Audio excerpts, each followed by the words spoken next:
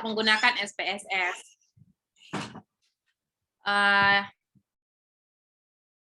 Jadi di sini saya selaku pengelola dari Andat. Jadi Andat itu salah satu tempat data, konsultasi data penelitian, konsultasi penelitian, visualisasi data, entry data, maupun kelas-kelas statistik ataupun kelas untuk beberapa media analisis lainnya. Nah, jadi ini bekerja sama dengan panitia PMPOMK dalam hal pelatihan, khusus hari ini itu menggunakan SPSS. Jadi perlu teman-teman ketahui bahwa Andat itu tidak menerima pembuatan skripsi ya. Jadi jangan sampai ada dari peserta nantinya yang kemudian chat saya, Kak bisa joki skripsi atau Kak bisa dibuatkan skripsi full. Jadi saya tekankan lebih awal bahwa kami tidak menerima hal-hal seperti itu. Yang kami terima hanya di proses bimbingan, analisis data statistik, itu pun tidak sampai di proses pembahasan bab 4-nya. Tetap yang akan membahas itu adalah peneliti itu sendiri. Seperti itu. Jadi, kali ini diberikan kesempatan sama teman-teman panitia untuk membawakan beberapa poin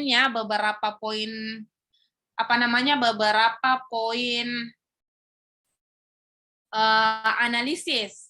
Jadi sebelum kita melangkah langsung di tutorialnya, saya ingin menjelaskan seperti ini. Izinkan saya share screen ya. Siapa pemiliknya? Yang mana saya?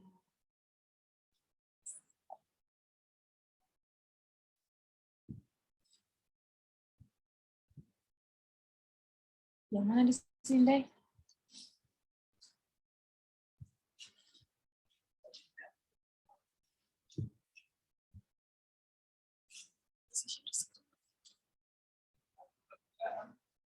Tunggu ya guys.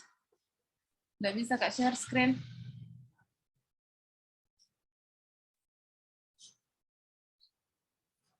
Gimana caranya share screen?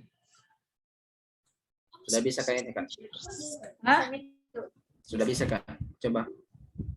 Tunggu. Ini desktop. Share. Open system. Dulunya terbatasi di laptop. Coba.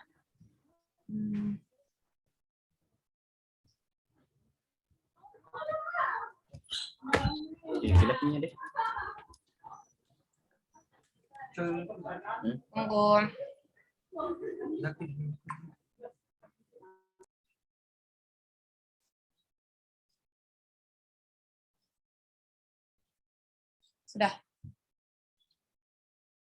Sudah bisa teman-teman? Sudah terlihat? Ya Allah. Chat. Astagfirullah.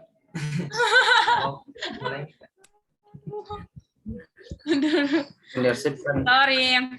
Jadi kita mulai dari sini. Astagfirullahaladzim. Jadi kita berapa orang di dalam ruangan ini? 28 Kak. Oke, 28 ya. Nah, kita mulai dari sini teman-teman. Jadi kita mulai dari yang namanya analisis data. Pertama, pada saat kita mau analisis data, misalnya di Andat, ada orang mau analisis data. Pertanyaan pertama saya adalah, mau analisis yang bagaimana? Atau analisis data apa? Nah, disinilah kayak pemetaannya. Misalnya teman-teman mau melakukan analisis data seperti ini, teman-teman sudah punya data ceritanya, atau sementara mau buat bab 3, mau buat analisis datanya. Nah, di analisis data itu teman-teman bisa bagi 2. Ada deskriptif, ini dilihat kan? Deskriptif sama inferensial. Ini dibedakan berdasarkan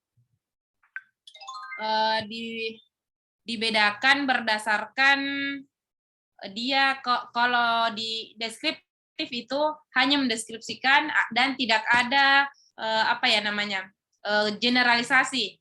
Kalau di inferensial kita kenal yang namanya generalisasi. Jadi ada penarikan sampel dan apabila kita menarik kesimpulan dari sampel itu dia bisa berlaku untuk populasinya.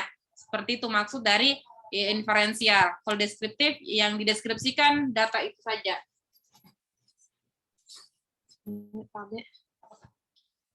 Oke, dipahami?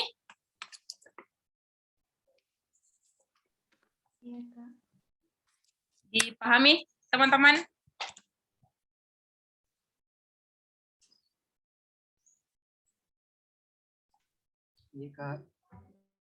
Nah, setelah pembagian data deskriptif dan inferensial berdasarkan penarikan kesimpulannya tadi itu, nah, teman-teman bisa lagi membagi berdasarkan jumlah variabelnya. Pada saat teman-teman menggunakan jumlah variabel, misalnya 1, berarti dia menggunakan yang namanya univariat. Kalau dia 2, bivariat. Kalau dia lebih dari 2 variabel, namanya multivariat. Nah, di mana letaknya? Kalau di deskriptif itu dia cuma bisa univariat. Kalau di inferensial cuma bisa semua bisa, mulai dari univariat, bivariat sama multivariat. Dipahami ya? Jadi ini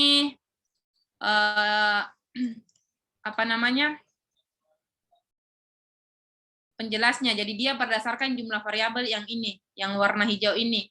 Nah, dia letaknya kalau misalnya setelahnya dibagi berdasarkan penarikan kesimpulannya, di deskriptif itu cuma ada univariat, kalau di inferensial dia bisa univariat, bivariat, sama multivariat, dengan berlandaskan berapa jumlah variabel yang digunakan pada analisis tersebut. Misalnya kalau cuma 1 namanya univariat, 2 namanya bivariat, kalau lebih dari 2 berarti dia sudah masuk multivariat, seperti itu. Nah, selanjutnya, setelah tadi ada pembagian deskriptif sama inferensial, kita di deskriptif ini contohnya itu kayak rata-rata, min, median, modus, divisualisasikan menggunakan divisualisasikan menggunakan diagram batang, diagram lingkaran, dan sebagainya, itu dia masuk di bagian deskripsi, menggambarkan data itu, mendeskripsikan data itu, menggambarkan bagaimana keadaannya, di mana berpusat, bagaimana sebaran datanya, misalnya jauhkah antar data, dan sebagainya, itu masuk di deskriptif. Oke? Paham teman-teman? Bicara dong.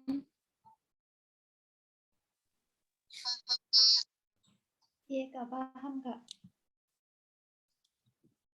Oke, nah selanjutnya kita masuk di inferensial. Nah di sini agak banyak pembagiannya lagi dan yang mungkin akan banyak kita bahas pada pertemuan ini. Jadi setelah teman-teman mengetahui bahwa teman-teman mau menarik kesimpulan dari mau menganalisis sampel dan menarik kesimpulan dari sampel itu untuk populasi juga, berarti teman-teman menggunakan analisis inferensial. Nah di sini ada 2 pembagian, ada analisis parametrik sama ada analisis non-parametrik. Nah, teman-teman, kenapa pembagiannya seperti itu? Teman-teman bisa lihat di next-nya ya, di tanda panahnya ini.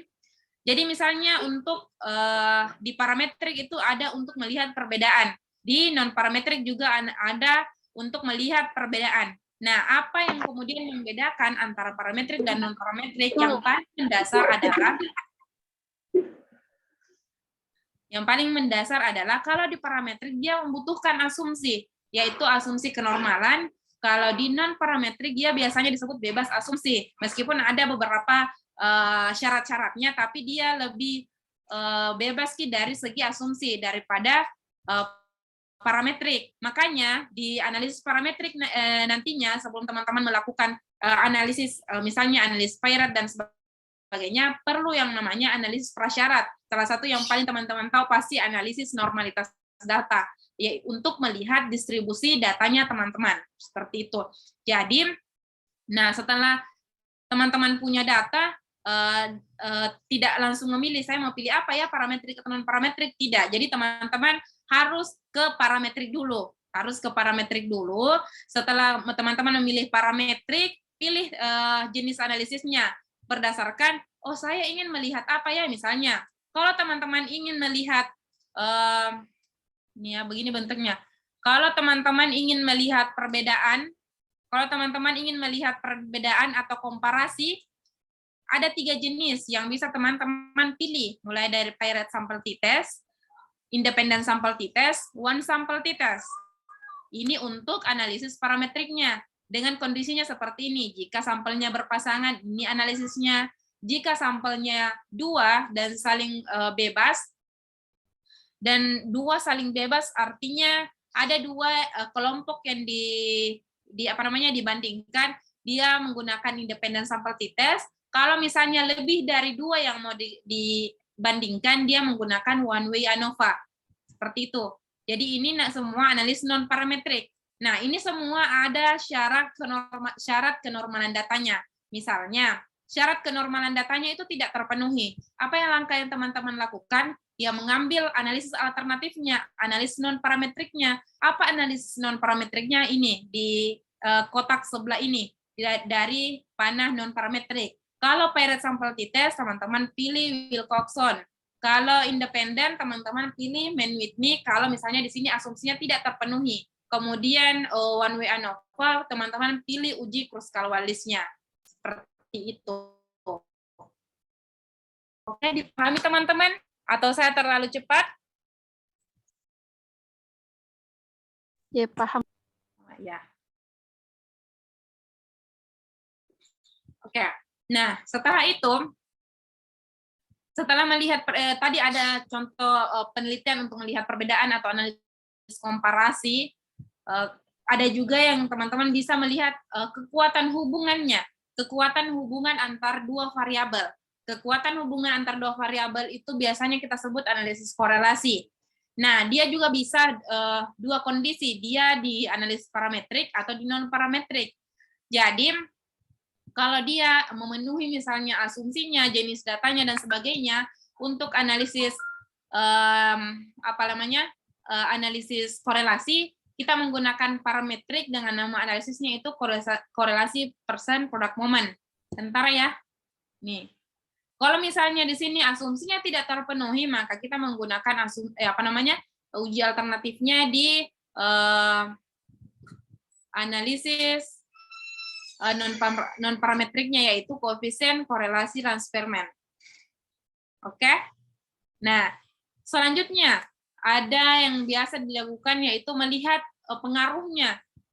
Melihat pengaruhnya yang kalau yang pengaruh ini sebenarnya kalau dilihat perbedaan biasanya juga itu melihat pengaruh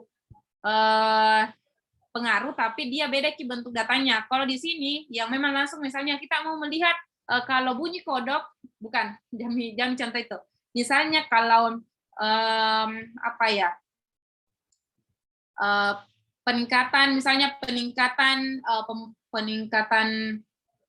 peningkatan pendapatan masyarakat per bulan, apakah berpengaruh dengan daya beli di masyarakat misalnya.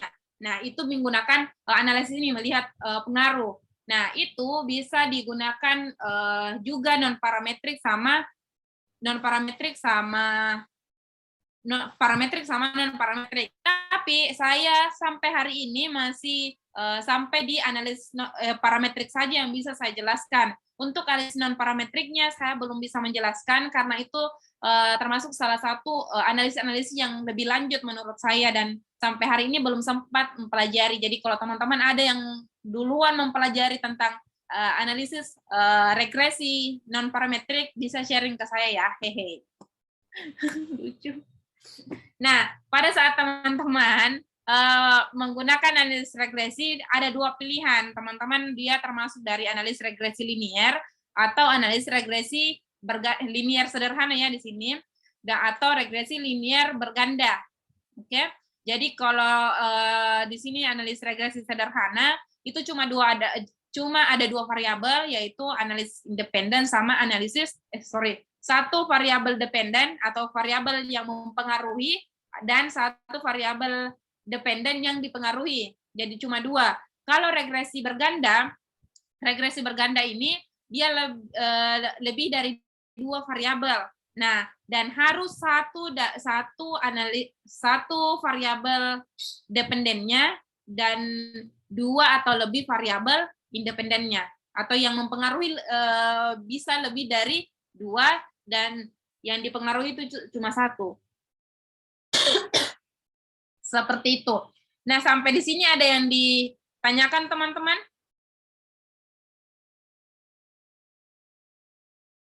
Coba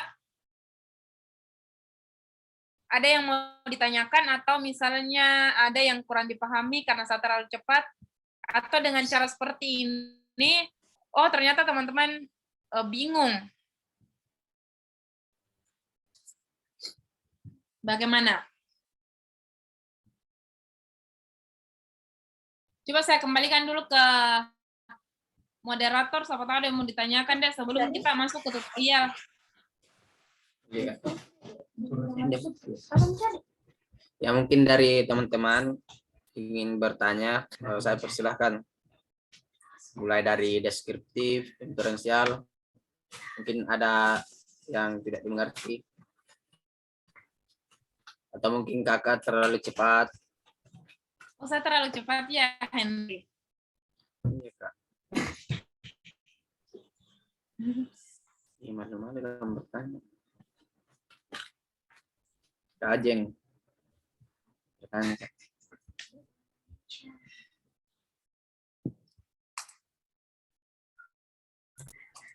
Kenapa mati nih?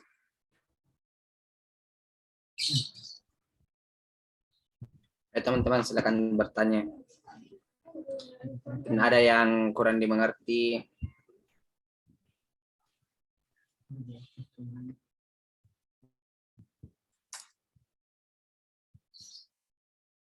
Ada? Ada atau tidak ada? Mungkin bisa dilanjut, Kak, karena tidak ada yang mau bertanya. Oke, tunggu ya.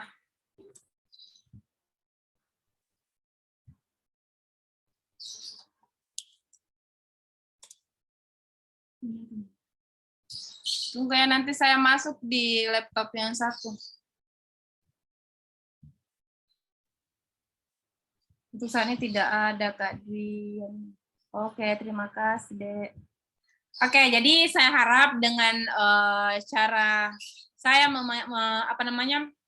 memetakan seperti ini, insya Allah teman-teman yang ada di room ini tidak kebingungan lagi untuk menentukan menggunakan analisis apa, karena sebenarnya intinya di situ teman-teman tahu mau melakukan analisis apa, karena kondisi apa, kenapa menggunakan analisis itu.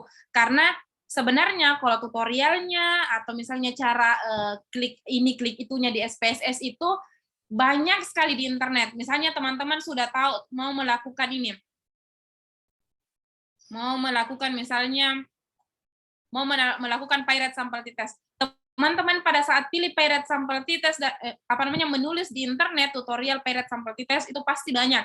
Jadi makanya saya sebenarnya lebih menekankan bagaimana teman-teman pahami, misalnya kalau punya data atau mau melakukan penelitian ini, teman-teman tahu, oh saya menggunakan analisis ini, seperti itu. Tapi alhamdulillah sudah dipahami dan semoga memang dipahami. Jadi teman-teman nantinya tidak kesulitan lagi untuk menentukan atau tidak kebingungan menentukan yang mana sih yang saya pilih, Pirate atau independen, seperti itu. Oke, jadi kita ini ya, saya sudah buat beberapa penjelasannya. Gimana caranya?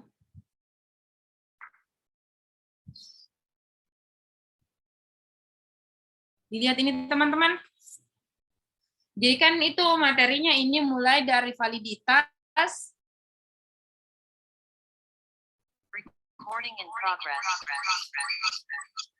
validitas ini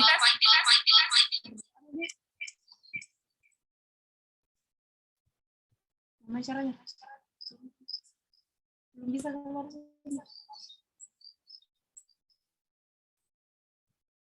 Terpantul teman-teman, ribut. Terpantul, Kak, terpantul. Oh, di sini nanti karena nah. Cek.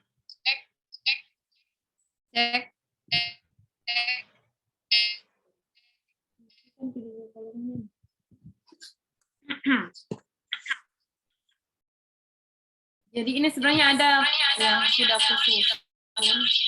Ribut tidak? Masih terpantul, Kak.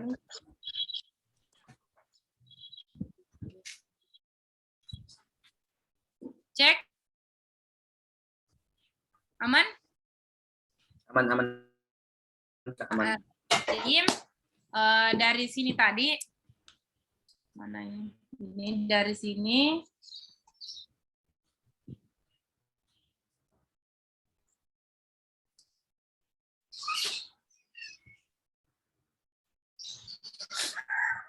Aduh.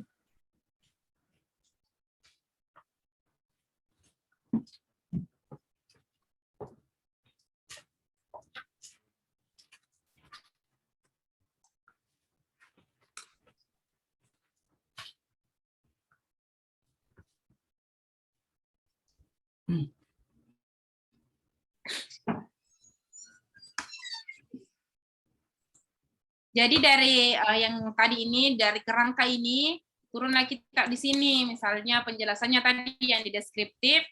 Nanti mungkin teman-teman yang mau minta filenya ini bisa diminta saja di panitia PMPOMK. Jadi di deskriptif itu di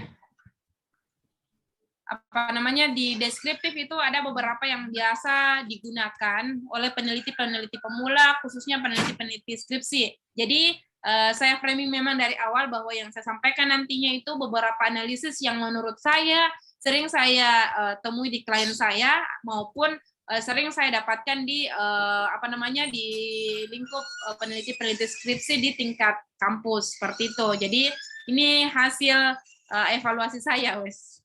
Evaluasi penelitian-penelitian ini yang biasa digunakan di UNM misalnya atau di mahasiswa-mahasiswa S1.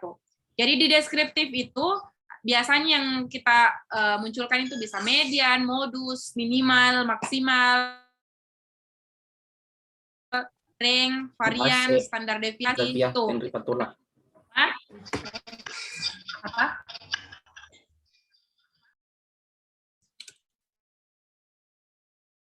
Min juga ya. Min atau rata-rata. Jadi itu semua yang biasa kita munculkan di deskriptif. Nah, di sini yang saya tampilkan ini contoh-contoh output-nya. Teman-teman bisa lihat ini contoh-contoh output-nya. Jadi kayak di menggunakan SPSS itu apa-apa yang bisa dimunculkan ya seperti ini. Kayak min-nya, median, modusnya, standar deviasi, varians, umum, bahkan sampai total itu dia bisa langsung menghitung. Ini langsung 2 variabel, interval sama spiritual. Nah, ini contohnya ini juga deskripsi, tapi dia diintervalkan. Jadi kita punya data, tapi diubah ke dalam bentuk interval, dan kemudian kita presentasikan. Misalnya di rentang 18-27 itu ada 1 orang dengan persentase 3,3 dan seterusnya, seperti itu. Ini juga kayak semacam ini jenis kelamin.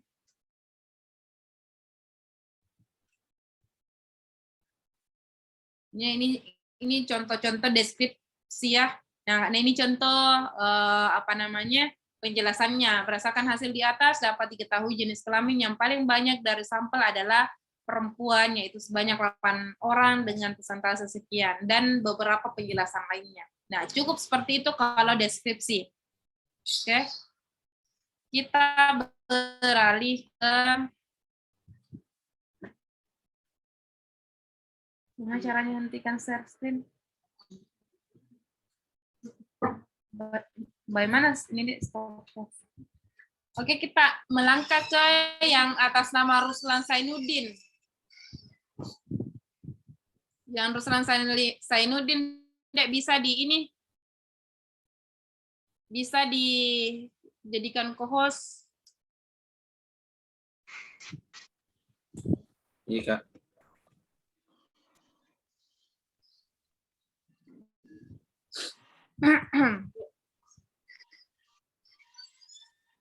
Nah, ini saya pindah di mana di sini?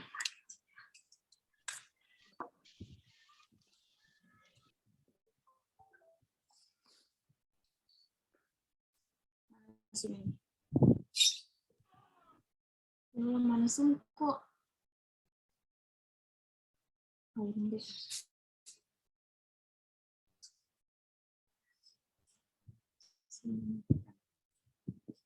Oke, sudah dilihat teman-teman?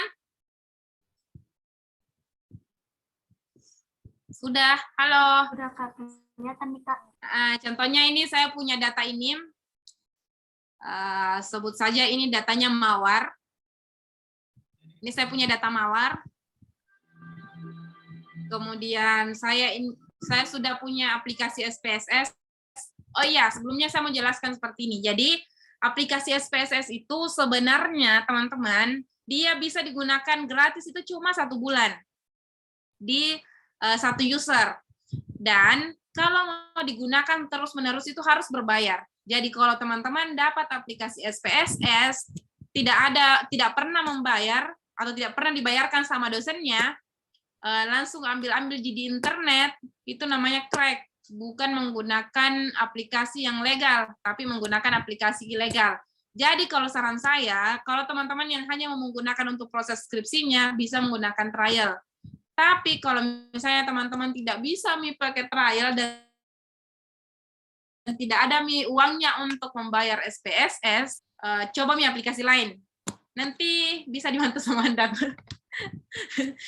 Tidak, maksud saya ini mencoba aja sampaikan bilang, ayo deh kurangi penggunaan aplikasi-aplikasi crack atau mengurangi penggunaan aplikasi-aplikasi yang seharusnya dibayar tapi tidak dibayar, seperti itu.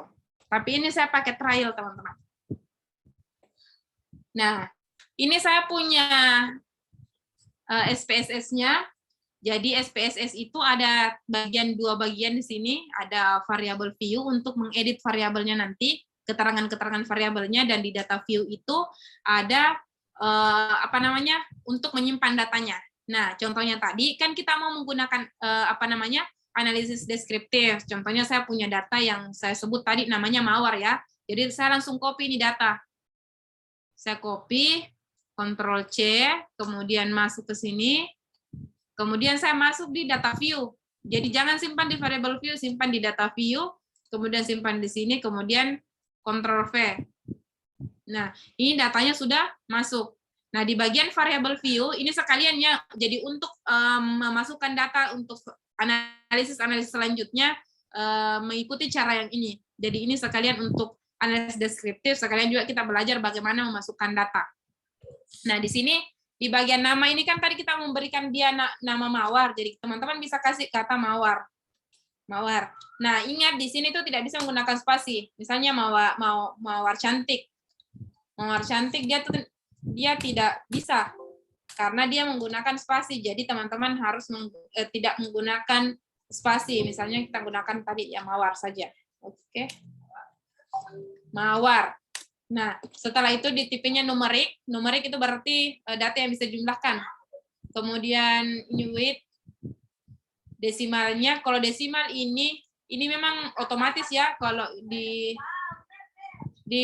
desimal ini itu berapa jumlah desimal yang ada di belakang komanya. Nah, kan ini kan bukan data koma-koma atau memiliki angka di belakang koma. Nah, teman-teman bisa hilangkan desimalnya menjadi 0. Oke? Kemudian labelnya, teman-teman bisa menggunakan apa? Misalnya teman-teman menggunakan X, jadi nanti di outputnya itu menggunakan label X, bukan menggunakan kata Mawar. Misalnya kita gunakan X di sini. Value ini dijelaskan, misalnya kalau teman-teman menggunakan data kategori, misalnya teman-teman menggunakan kata kategorik itu kayak misalnya agama, Islam, dan lain-lain, atau jenis kelamin, laki-laki perempuan, seperti itu. Nah, di sini, di missing itu dia otomatis juga, artinya tidak ada yang salah dari data yang kita, berapa kolom, kemudian ini correct itu dia rata kanan. Nah, misalnya kalau kita mau tengah, berarti teman-teman pilih center. Nah, measure-nya ini teman-teman pilih. Kalau misalnya scale, ordinal sama interval itu masuk scale, kemudian ordinal, nominal. Jadi ini termasuk interval, interval ya? Iya. Intinya antara interval sama rasio, jadi dia masuk di scale, seperti itu. Nah, ini otomatis juga. Nah, setelah itu, teman-teman langsung bisa menganalisis datanya. Nah, tadi teman-teman kita belajar deskriptifnya. Jadi teman-teman tinggal masuk di analyze, kemudian pilih bagian deskriptif. Nah, di deskriptif statistik. Nah, di deskriptif statistik ini, teman-teman bisa pilih salah satunya, misalnya frekuensif atau deskriptif. Kalau yang pertama misalnya kita pilih frekuensif, ini X mawar ya, jadi masukkan di sini, kan labelnya X, namanya mawar, seperti itu. Nah, setelah kita masukkan ke sini, teman-teman pilih apa-apa yang ingin dimunculkan. Misalnya, teman-teman ternyata hanya ingin membutuhkan rata-rata, nilai tengah setelah diurutkan, nilai yang paling sering muncul, standar deviasi dan variansinya, nilai minimum sama maksimumnya, sama range-nya.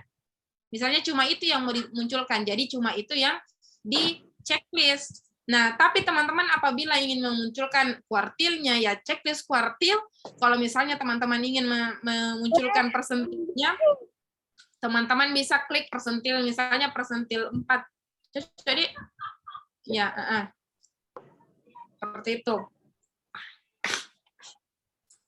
Nah, setelah itu kita pilih yang mau kita munculkan, teman-teman bisa continue. Setelah continue, teman-teman juga bisa masuk di chart apa yang teman-teman ingin munculkan. Misalnya teman-teman, oh ternyata mau lihat histogramnya. Jadi kayak semacam kurvanya. Nah, misalnya teman-teman ingin sandingkan dengan kurva normal, teman-teman bisa pilih ini. Setelah itu continue.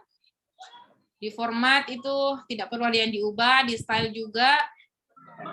Kemudian display frequency table. Nanti kita lihat apa perbedaannya ya di sini. Kita klik kanan. Nah, setelah itu muncul seperti ini. Nah, inilah nilai deskripsinya, nilai statistiknya. Mulai dari jumlah datanya kita 30, dari 30 data itu ada yang salah atau tidak ada ya karena 0. Kemudian rata-ratanya data yang kalau setelah diurutkan itu yang paling tengah nilai apa, ya berarti ini nilai tengahnya. Kemudian modusnya, nilai yang paling sering muncul itu adalah 49. Standar deviasinya itu 9,814. Kemudian variansinya itu 96, kemudian range-nya itu 54, range itu kan 72 kurang 18. Kemudian persentil keempat 25, 50 sama 75. Seperti itu. Jadi itu hasilnya. Hasil dari analis deskripsinya. Kalau ini presentasi berdasarkan datanya kita. Jadi teman-teman bisa cek di sini yang paling sering muncul itu apa. Misalnya ini 349, 57, 58. Nah, kenapa yang dimunculkan cuma 49? Nah, di sini dia jelaskan, dia kan kode yang 49 pangkat A. Kemudian dikasih dia kode A. Multiple modes exist. The small value is shown. Jadi yang Nah bilang ini data ke bahasa Inggris guys. Ya, yang maksud itu yang di sini terjadi lebih dari satu modus. Jadi ada angka yang frekuensi munculnya itu sama Ki, dan itu yang paling banyak, dan yang dimunculkan itu yang paling kecil yaitu 49. Nah, teman-teman bisa lihat di sini cocok ya, ada 49, ada 57 sama ada 58 seperti itu. Nah, teman-teman tadi memunculkan nilai histogramnya. Teman-teman bisa lihat di sini, oh ini histogramnya dan ini kurva normalnya. Bagaimana histogramnya? Data yang insya Allah berdistribusi normal itu apabila histogramnya atau tabel-tabel histogramnya ini hampir sama dengan sebaran kurva normal ini. Seperti itu. Oke deh, seperti itu untuk analisis deskriptifnya. Nah, saya tadi janji, kita lihat perbedaannya pada saat di sini. Masukkan ini. Ini ya tadi kupilih. Dulu. Ini analyze, deskriptif. Apa tadi kupilih? Frekuensi memang ya. Sorry. Ini frekuensi. Kemudian kita mau pilih nih, create apa style. Oh, apa kalau apa style? Apa bedanya ya kalau apa style? Oh, tabelnya. Ini dia beda tabelnya. Tapi yang dimunculkan tetap sama. Di sini langsung jumlahnya sama presentasinya. Kan sama yang dimunculkan tapi tabelnya berbeda di sini. Dan dia di sini menggunakan presentasi kumulatif. Jadi 3 tambah di sini 33 tambah 33 berarti ini tambah ini tambah ini. Itu artinya kumulatif persen. Oke, selanjutnya kan itu tadi kita memilih ini bagian frekuensi. Nah, selanjutnya kita memilih deskriptif. Nah, kalau kita ambil deskriptif langsung saya ke sini, kemudian di option. Nah, di option di sini kita juga bisa memilih apa yang ingin dimunculkan. Misalnya saya hanya ingin rata-rata min, standar deviasi, maksimum minimum, minimum maksimum, apalagi itu saja misalnya. Continue, tapi di sini tidak bisa memunculkan tidak bisa memunculkan diagram ya. Nah, kita bisa klik langsung oke. Nah, hasilnya seperti ini, yang ini saja. Jadi dia lebih simpel Ki, tapi tidak komplit Ki. Kayak di frekuensi tadi yang teman-teman bisa juga munculkan diagram atau histogramnya, frekuensi per datanya, ini seperti itu. Oke deh, terima kasih. Itu untuk analisis deskriptif. Oke, kita pindah laptop lagi.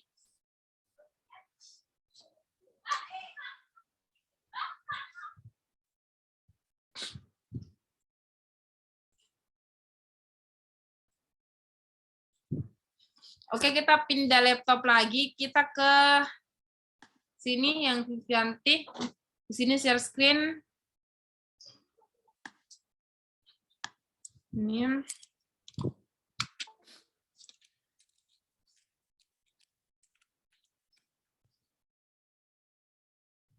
Oke. Hendrik, aman pesertanya? Masih ada 28. Aman, Kak, aman. Nah, selanjutnya kan tadi yang pertama itu adalah analisis untuk melihat ini, untuk melihat perbedaan atau komparasi. Nah, dulu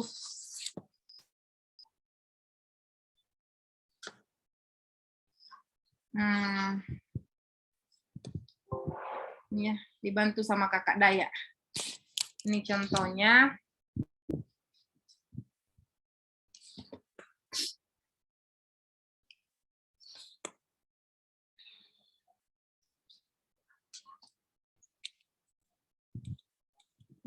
Sorry.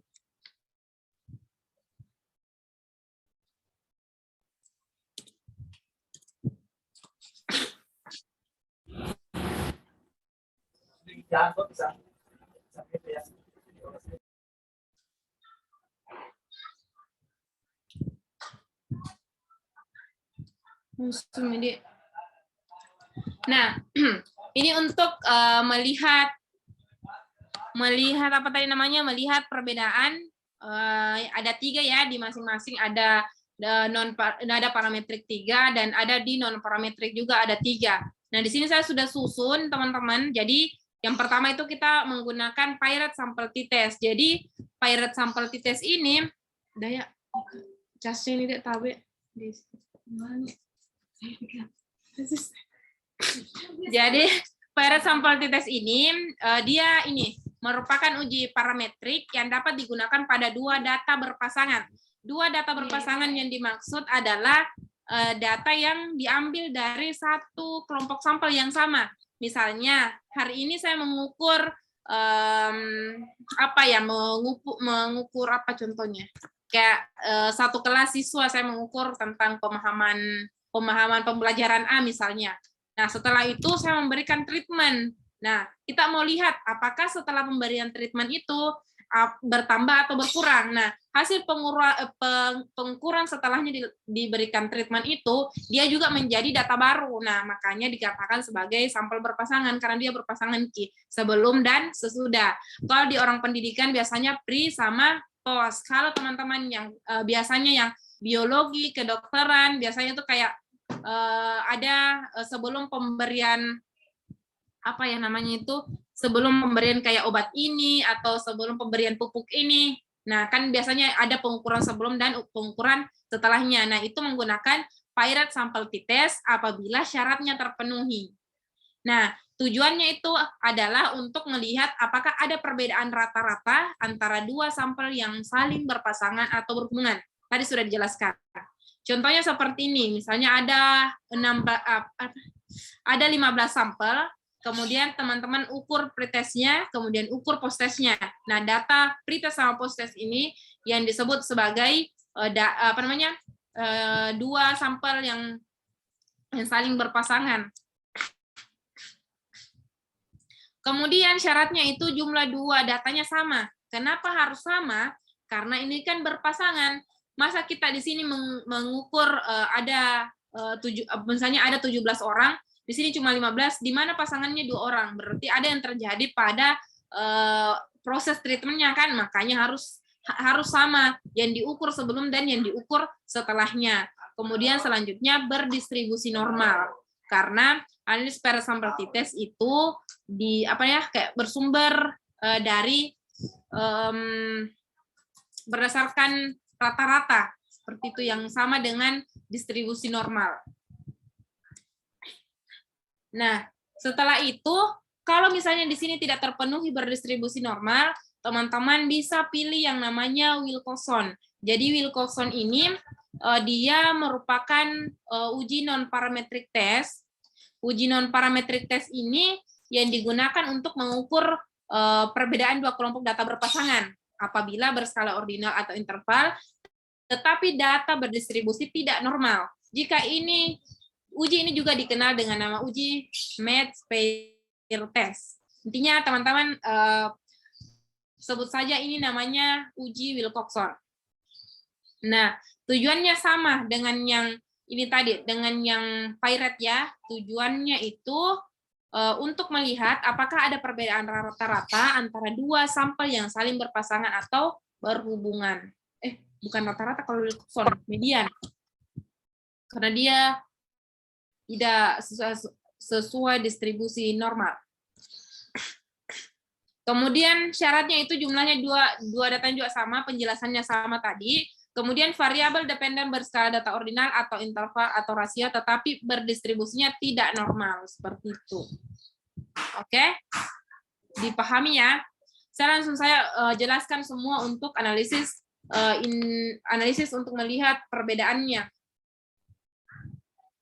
Sudah berapa menit? Tolong diinfokan kalau misalnya kayak sisa berapa menit begitu supaya saya sesuaikan. Nah, selanjutnya ada analisis independen sampel t-test. Analisis independen sampel t-test di sini dijelaskan apabila kita ingin melihat perbedaan dua kelompok sampel yang saling bebas. Jadi dia tidak saling mempengaruhi. Oke, jadi dua kelompok yang tidak saling mempengaruhi. Misalnya ada kelas A dengan kelas B yang memiliki karakteristik yang sama, kemudian satunya diberikan treatment A, satunya mungkin tidak diberikan atau ada treatment yang lain yang diberikan. Nah, dari penghitungan misalnya hasil belajar dari dua kelas ini, itu yang mau dibandingkan, itu menggunakan analisis independent sample t-test. Analisis independent sample t-test.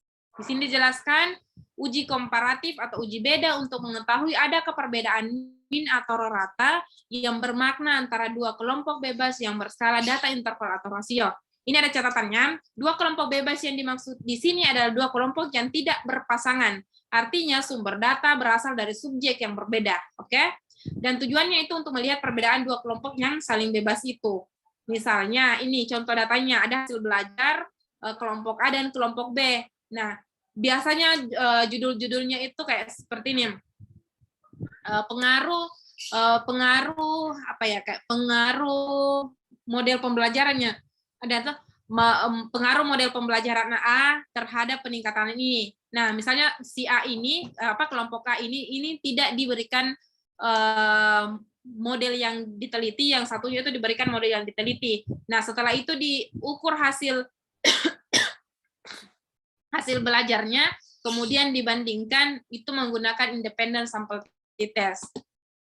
Nah, untuk syaratnya supaya dia menggunakan analisis ini, skala data interval atau rasio, kemudian kelompok data saling bebas atau tidak berpasangan, ingat saling bebas atau tidak berpasangan, kemudian data per kelompok berdistribusi normal, per kelompok ya, jadi kelompok A, kelompok B, karena nanti bentuknya itu berbeda. Kemudian varians antar kelompok sama atau homogen, jadi variansi atau penyebaran datanya di dalam dua kelompok ini memiliki kesamaan atau homogen. Kenapa? Supaya kita membandingkan sesuatu yang memang memiliki karakteristik yang sama seperti itu. Nah, misalnya syaratnya ini tidak terpenuhi. Apa alternatifnya di analisis non-parametrik? Ada, ini namanya Mann-Whitney. Jadi Mann-Whitney ini digunakan untuk mengetahui perbedaan median dua kelompok bebas apabila skala data variabel terikatnya adalah ordinal atau interval atau rasio, tetapi tidak berdistribusi normal.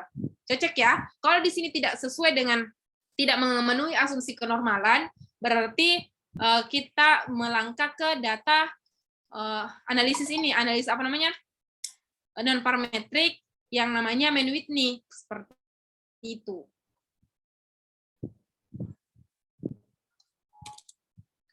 Bentuk datanya sama dengan yang di sini. Kemudian syaratnya itu seperti ini. Skala data variabel terikat adalah ordinal, interval, atau rasio. Apabila skala interval atau rasio asumsinya harus normal tidak terpenuhi, asumsinya normalitasnya tidak terpenuhi. Kemudian variabel independen satu dengan yang lainnya, artinya data berasal dari kelompok yang berbeda, sama penjelasan sebelumnya. Varians kedua kelompok sama atau homogen, seperti itu. Ini penjelasan tambahannya. Kemudian selanjutnya ada ANOVA. Jadi ANOVA itu kan kalau di independent sample t-test, teman-teman hanya melihat perbedaan dua kelompok data. Nah, kalau di ANOVA ini dia lebih, jadi kayak merupakan metode statistik inferensial yang digunakan untuk menguji rata-rata dari beberapa populasi. ANOVA merupakan perluasan dari uji rata-rata uji T. Ada dua jenis ANOVA, yaitu analisis varian satu faktor dan analisis varian dua faktor. One way ANOVA untuk yang satu faktor, two way ANOVA untuk yang dua faktor. Nah, untuk pertemuan kali ini saya hanya menyampaikan yang one way ANOVA, seperti itu. Nah, untuk syaratnya, yang pertama itu sampel berasal dari kelompok yang independen, varian antar kelompok harus homogen, data masing-masing kelompok berdistribusi normal. Sama ya dengan syaratnya yang di atas tadi. Nah, untuk independent sample t-test tadi itu saya lupa jelaskan, dia tidak harus memiliki jumlah sampel yang sama, ya, karena dia tidak berpasangan dan yang dianalisis adalah bagaimana pusat datanya atau pusat dan penyebaran datanya. Jadi tidak apa-apa, dia tidak sama. Misalnya di kelompok A itu ada 7 orang maksud saya, kemudian di kelompok B itu cuma 6 orang. Oke.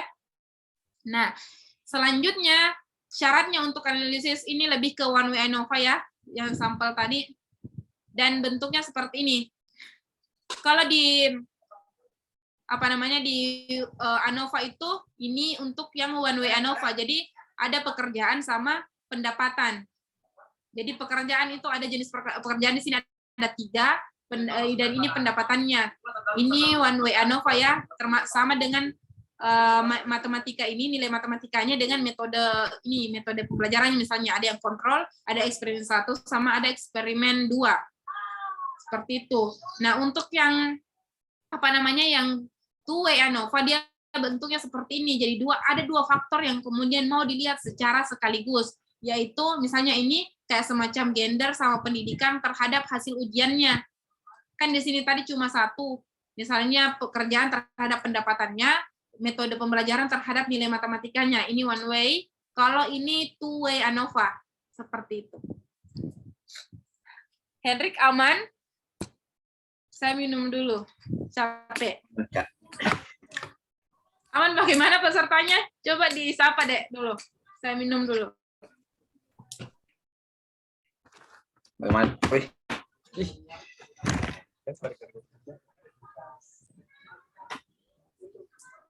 Ini udah nyari kameranya. Jadi, bagaimana teman-teman semuanya?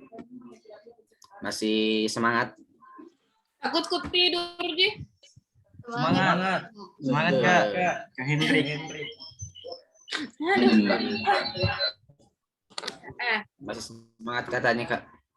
Tapi saya enggak semangat deh, mana dong? Harus semangat, Kak. Iya. Ya, Henry. Oke, Vivi semangat. Nah, selanjutnya tadi setelah kita belajar ANOVA-nya, tapi bagaimana kalau ANOVA-nya tidak terpenuhi? Nah, ada analisis non parametriknya yang memang dianjurkan dilakukan. Tapi sebelumnya kan kalau ANOVA itu kita mau melihat perbedaan, misalnya perbedaan kelompok kontrol, eksperimen sama eksperimen 2. Tapi nanti kita mau lagi mendapatkan kesimpulan yang lebih menjurus lagi, misalnya ternyata secara keseluruhan, misalnya 3 kelompok itu dilihat secara keseluruhan ada yang berbeda, ada perbedaan yang signifikan. Ada yang namanya uji lanjut. Uji lanjut itu mungkin saya tidak jelaskan lebih dalam, tapi saya jelaskan sedikit saja. Uji lanjut itu lebih ke menjelaskan yang mana sih yang paling berpengaruh, atau metode yang mana yang paling signifikan saling berpengaruh. Nah, kan secara keseluruhan dari ANOVA kita dapat nanti signifikan berpengaruh. Nah, setelah itu kita lihat lagi selanjutnya dengan menggunakan uji lanjut yang mana metode-metode yang saling yang paling saling berbeda, Maksudnya begini. Jadi kayak dikontrol sama eksperimen, dan eksperimen 1 sama eksperimen 2 ini yang mana sebenarnya yang paling berbeda? Apakah kontrol dengan eksperimen 1, kontrol sama eksperimen 2, atau eksperimen 1 dengan eksperimen 2? Seperti itu. Jadi itu yang dimaksud dengan uji lanjut. Sebentar kita lihat tutorialnya. Nah, kalau misalnya tidak terpenuhi, kita lanjut ya untuk analisis alternatifnya dari ANOVA, one way ANOVA, kita bisa pilih Kruskal-Wallis dan uji lanjutnya juga. Jadi uji Kruskal-Wallis ini adalah uji non parametrik ya, berbasis peringkat yang tujuannya untuk menentukan adakah perbedaan signifikan secara statistik antara 2 atau lebih kelompok variabel independen pada variabel dependen yang berskala data numerik. Ya, karena maksudnya itu kan di sini secara statistik antara 2 atau lebih kelompok. Nah, kan ini kelompok 1, kelompok 2, antara 2 atau lebih ya, independen pada variabel dependen yang berskala data numerik. Ini dependennya berskala numerik. Numerik itu interval, rasio, dan skala ordinal. Nah, syaratnya variabel independen berskala kategori lebih dari 2 kategori. Oke? Lebih dari 2 kategori. Jadi kayak semacam ini. 1, 2, 3. Ini pekerjaan 1, pekerjaan 2, pekerjaan 3. Kemudian independen artinya sampel di tiap kategori harus bebas satu sama lain. Yaitu tidak boleh ada sampel yang berada pada 2 kategori atau lebih. Tidak, maksudnya ini yang C, jangan kita ukur dia sebagai kelompok A, nanti dia diukur lagi sebagai kelompok B. Misalnya kalau dia berdasarkan kelompok, kalau misalnya berdasarkan pekerjaan, jangan kita ukur dia di kode sebagai pekerjaan 1, nanti diukur lagi tapi dia sebagai pekerjaan kode pekerjaannya itu adalah 2. Jadi tidak boleh seperti itu. Kemudian yang terakhir, tiap kategori memiliki variabilitas yang sama, yaitu bentuk kurva histogram atau sebaran data yang sama. Apabila bentuk sebaran data sama, maka uji Kruskal-Wallis dapat digunakan untuk menilai perbedaan median antara kategori dan seterusnya. Intinya ini lebih ke variansnya, homogenitas antar kelompoknya. Oke, nah aman untuk uji melihat hubungan. Oke, sebelum kita langsung ke tutorialnya, apakah ada yang mau ditanyakan? Saya kembalikan ke moderator Hendrik Ganteng. Kenapa ketawa? Ya mungkin teman-teman yang ingin bertanya mengenai analisis deskriptif sebelum kita masuk ke praktek langsungnya. Ya, bagaimana dengan teman-teman yang ada di dalam room? Mungkin ada yang kurang dimengerti, ataupun ada yang mau ditanyakan, silahkan bertanya.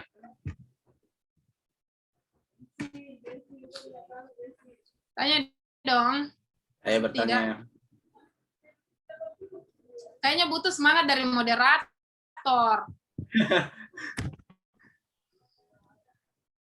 Teman-teman, silahkan bertanya.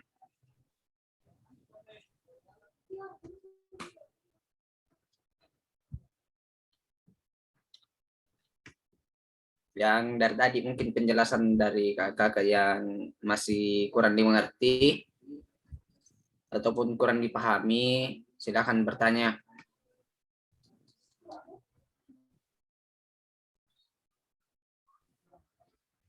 Masih hidup di sini.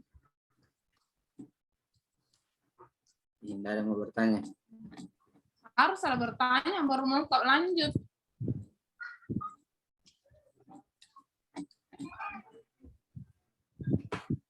Teman-teman, silakan bertanya. Kami persilakan dengan hormat. Ada pertanyaan? Harus ada pertanyaan, masa enggak ada?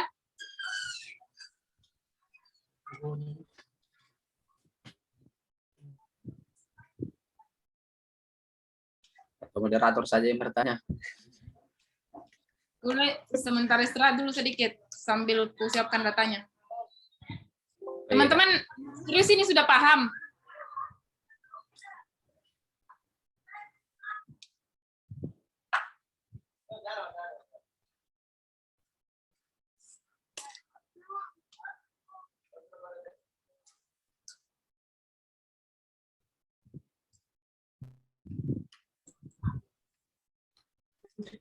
Oke, ada yang mau ditanyakan, Dek?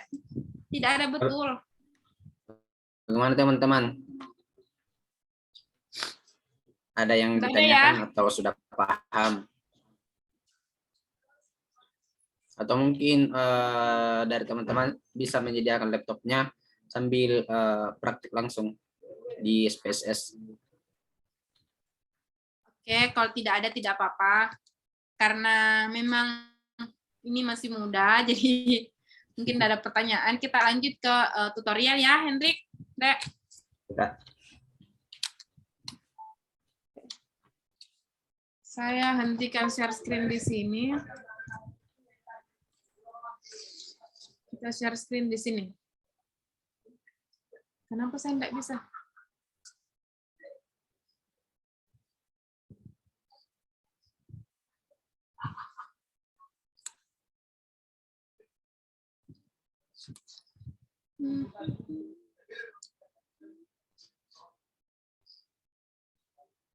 Sudah dilihat, Dek?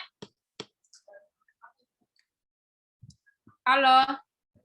Ya, Kak, sudah. Sudah dilihat? Ya, Kak.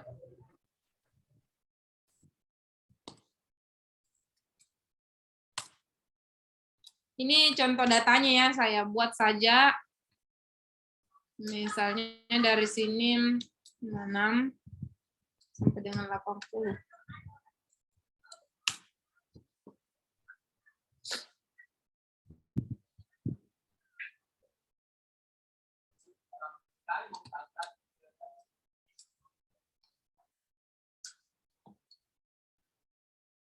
Oke, jadi contohnya ini ada 3 kelompok ya. Ini nanti saya coba untuk analisis semuanya. Analisis untuk apa namanya? Tiga tujuan analisis tadi. Namun ada 6 jenis analisisnya. Jadi yang pertama kita copy dulu semua datanya. Kita copy datanya, Ctrl C ya, masuk ke sini. Ke ini. Kemudian kita masuk di sini, kemudian teman-teman Ctrl V. Nah, kan untuk namanya biasanya banyak begini. Saya kasih saran seperti ini contohnya. Begini contohnya. Jadi teman-teman pilih ini, kemudian teman-teman transpose begini. Kemudian teman-teman pilih begini. Teman kasih kode di sini kelas A, kelas A, kelas B, di sini kelas C. Nah, teman-teman tinggal copy ini, kemudian Ctrl C, masuk di sini, kemudian teman-teman tinggal blok ke sini, kemudian Ctrl V. Kenapa lebih? Oh, sorry. Ini ada juga ya.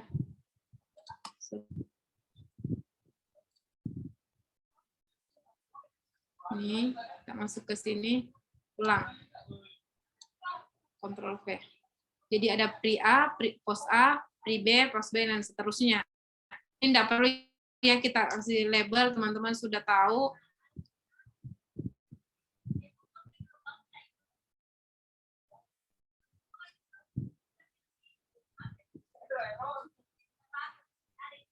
Nah, selanjutnya setelah begini kan untuk analisis parametrik semuanya membutuhkan asumsi normal. Jadi teman-teman bisa menggunakan analisis normalitas. Analisis normalitasnya seperti ini. Kemudian teman-teman pilih deskriptif. Setelah itu pilih explore. Kemudian teman-teman masukkan variabel yang mau dianalisis. Misalnya contoh ya yang kayak mawar tadi. Jadi masukkan mawar di sini. Kemudian pilih plot. Nah di sini ada bagian normality plot with test. Normality plot with test, kemudian teman-teman pilih continue, di sini boot, kemudian pilih OK. Nanti akan muncul seperti ini, dan ini untuk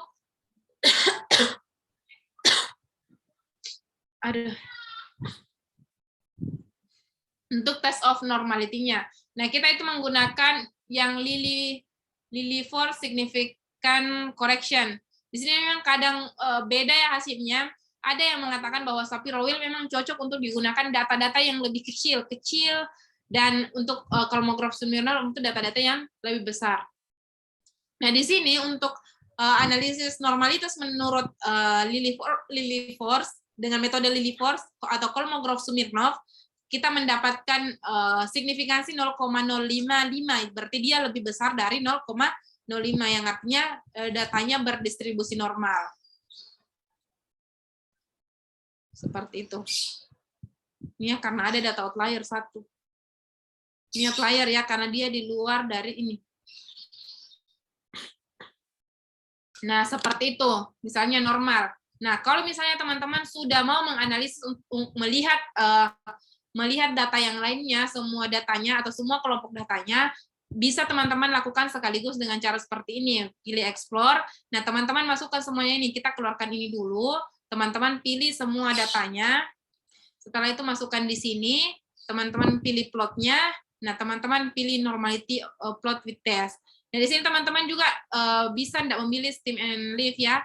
Jadi ini stem and leaf bertujuan untuk melihat di mana sih data berkumpul juga, sama dengan box plot. Jadi teman-teman bisa pilih duanya, bisa juga pilih salah satunya. Misalnya saya tidak mau pilih, jadi dia nanti tidak muncul. Jadi tidak terlalu banyak yang akan muncul nanti di output. Misalnya seperti ini. Nah, ini untuk keseluruhannya. Jadi sekalian langsung dilihat normalitasnya. Nah, contohnya seperti ini. Misalnya di pretest A itu sama post A dia normal.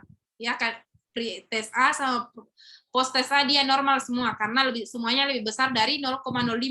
Kalau misalnya di pretest B sama post B, dia ternyata sama ya, normal juga, dia normal juga, tapi di post testnya itu dia tidak normal, dia di bawah dari 0,05. Makanya nanti kalau misalnya seperti ini, misalnya teman-teman mau analisis post B dengan C, berarti teman-teman menggunakan analisis non parametrik karena salah satunya tidak normal seperti itu. Oke? Oke ya, dipahami. Nah, selanjutnya kita mau analisis pre dan post, Piret sample t-test. Nah, kalau Piret sample t-test, Kalau paired sample t-test kan pre-post, pre-post. Nah, tadi kita lihat output-nya kan, output-nya itu semuanya normal ya, untuk A dan B semuanya normal, jadi kita pilih A saja untuk kita analisis untuk paired sample t-test-nya. Paired sample t-test tadi digunakan untuk melihat perbedaan sebelum sesudah, atau sampel-sampel berpasangan, atau data-data yang diukur dari subjek yang sama, seperti itu. Misalnya pretest A sama post A. Teman-teman bisa masuk analyze, kemudian masuk di compare perbandingannya. Cocok. Compare means jadi perbandingan rata-rata. Teman-teman pilih paired sample t-test. Jelas ya namanya paired sample t-test. Nah, paired sample t-test ini berdekatan sama dependent sample t-test, one sample t-test, one way ANOVA. Jadi teman-teman tinggal ingat di bagian compare means ya, untuk analisis perbandingan. Nah, untuk paired sample t-test, teman-teman tinggal pilih ini. Nah, masukkan misalnya pretest A sama post-test A. Ini saja. Oke? Jadi dia akan melihat sebelum dan sesudah. Oke? Nah, teman-teman bisa masuk di option. Oke, tidak perlu ada yang diubah. Di sini juga tidak perlu ada yang diubah.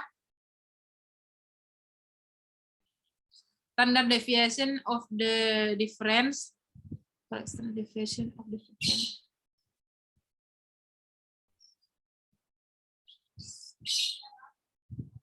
Tidak perlu ya. Jadi teman-teman langsung oke. Setelah itu kita dapat hasilnya seperti ini. Paired sample t-test statistiknya itu jelaskan berapa rata-ratanya, berapa jumlah datanya, sama-sama 30. Nah, kalau di sini terdeteksi ada 30 dan ada 29, berarti salah karena dia tidak sesuai asumsi bahwa jumlah datanya dari kedua hasil pengukuran ini harus sama. Misalnya ini pretest A sama post A sama 30-30, min-nya itu ada 56, ada 61, standar deviasinya itu 9, di sini 7. Berarti penyebarannya yang lebih luas antara pusat data dengan data-data yang lainnya itu lebih luas yang ini, lebih jauh-jauh rentangnya, berbeda dengan ini cuma 7,2 seperti itu. Nah, di sini bisa kita lihat, oh ternyata berbeda antara pretest A dengan post-test A berdasarkan nilai rata-ratanya 56,43 dan yang satunya 61,90. Tapi kita tidak bisa menyimpulkan secara secara menyeluruh kalau kita belum melihat tabel paired sample t-test-nya. Di sini yang ini ya, yang tabel yang dilihat untuk menjelaskan bahwa dia signifikan berpengaruh atau tidak.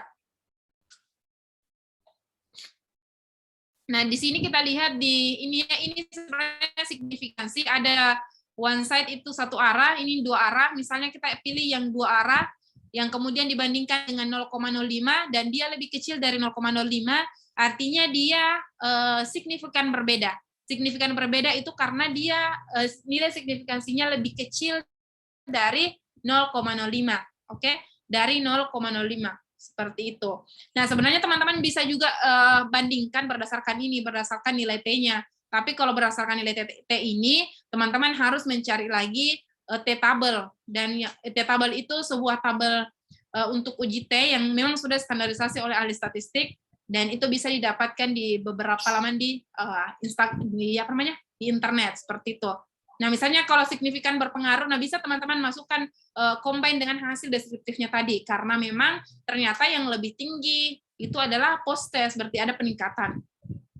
Nah, teman-teman biasanya juga ada yang menambahkan uji engine dan sebagainya, tapi di sini tidak sempat saya jelaskan. Oke, nah misalkan ternyata tadi ini tidak normalnya, ini permisalan saja tidak normal. Nah, teman-teman mau analisis Wilcoxon. Jadi, teman-teman perlu klik analyze, masuk ke non-parametric test. Jadi, di non-parametric test di sini tempatnya analisis non-parametric, khususnya analisis perbandingan. Atau analisis yang tidak bisa terselesaikan dari compare means karena tidak memenuhi asumsi. Nah, teman-teman bisa masuk ke sini, legasi dialog, kemudian pilih apa tadi, dua to relate ya, dua sampel yang saling berpasangan, to relate sampel. Ini bentuknya hampir sama ya, misalnya pretest A, post-test A. Di sini teman-teman pilih tipenya, Wilcoxon. Jadi teman-teman tinggal pilih Wilcoxon, kemudian teman-teman pilih OK. Setelah teman-teman pilih OK, langsung hasilnya seperti ini. Jadi dia tuh singkat saja kalau parametrik. Ini hasilnya. Berarti dia 0,002. Dia kecil, lebih kecil dari 0,05. Ini dia lebih kecil dari 0,05, artinya signifikan berbeda juga, seperti itu. Nah, di sini yang dilihat itu min run-nya, rata-rata rankingnya. Seperti itu. Kalau di sini kan tadi berdasarkan rata-rata datanya langsung, dan di sini kan tadi karena dia menganalisis berdasarkan ranking, dia rankingkan key data, makanya di sini menggunakan min run. Jadi tapi sama sebenarnya yang dijelaskan di paired sample t-test yang pada saat menggunakan min saja di sini. Karena di sini langsung data mentahnya yang dianalisis. Seperti itu. Itu untuk paired sample t-test sama Wilcoxon Signi run test. Selanjutnya pada saat mana ya? Pada saat kita ingin melihat antara pretest A, kita ambil pos ya, hasil belajar, pos A, pos B, apakah ada perbedaan yang signifikan? Nah, pos A sama pos B ini diambil dari dua kelas yang sama, berbeda maksud saya, karena ada kelas A dan ada kelas B. Jadi, untuk melihat perbedaannya, kita menggunakan independent sample t-test. Oke, jadi dipahaminya independent sample t-test. Caranya sama, teman-teman masuk di analyze, kemudian masuk di, sebelumnya teman-teman perlu melihat homogenitas antara pos A dengan pos B. Caranya untuk melihat homogenitasnya, teman-teman bisa masuk ke compare means, kemudian one way ANOVA, masukkan pos A, pos B. Kemudian teman-teman masuk di sini pos hoc. Bukan ya?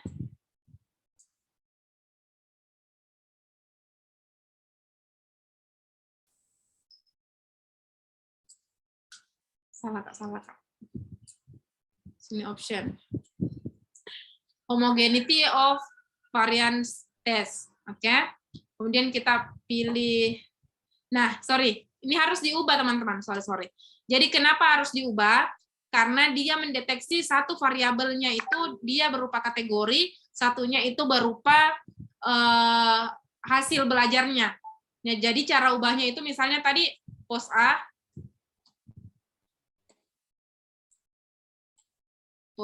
kita Ctrl C, kemudian kita ambil pos B, masukkan ke sini. Nah, ini untuk data hasil belajar.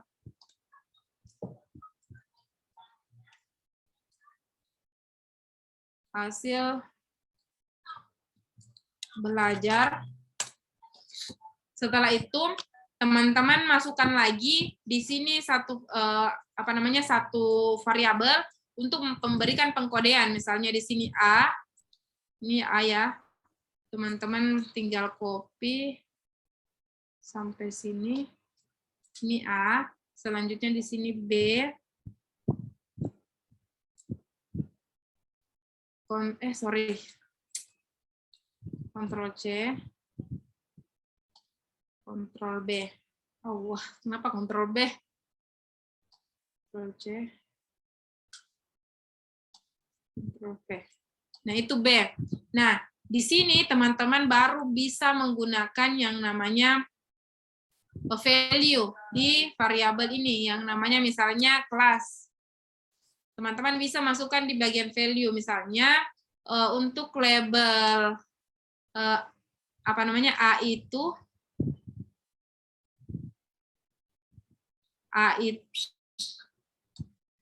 satu itu sama dengan A, di sini 2 itu sama dengan B. Kemudian oke, jadi dia nanti bisa berubah seperti ini. Saat teman-teman klik bagian ini, dia kenapa tidak berubah?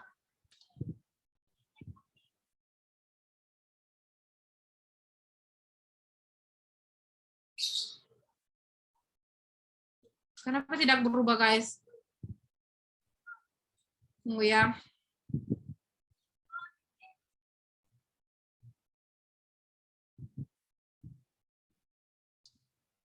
1 untuk A. 2 untuk B. Oke. Di sini harusnya sudah terbaca. Intinya kalau seperti biasanya di sini terbaca 1 untuk A, B-nya itu untuk 2. Tidak apa-apa, semoga tidak berpengaruh di hasil analisis. Kita bisa langsung masuk ke yang tadi untuk melihat homogenitasnya. Masuk di one way ANOVA, masukkan pos A sama pos B ke sini, kemudian masuk option, pilih homogeneity of variance test-nya, kemudian setelah itu, bukannya ini yang dimasukkan. Masukkan hasil belajar ke sini. Kenapa ini tidak terbaca?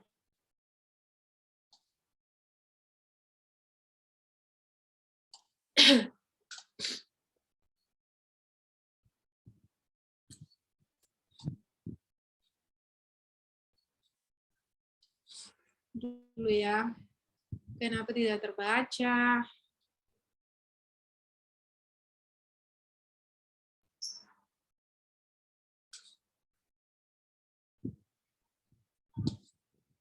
Analyze, compare mean, one way ANOVA. Kita ulang.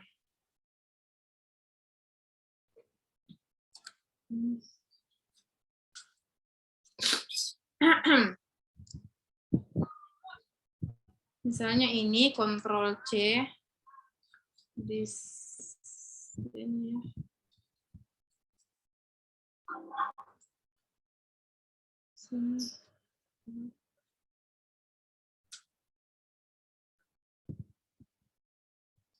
Ctrl A, kemudian pos B-nya itu, kenapa dia tidak terbaca?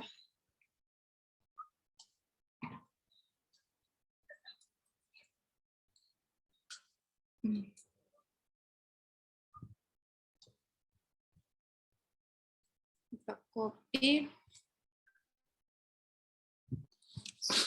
Aduh, Anda tidur di teman-teman.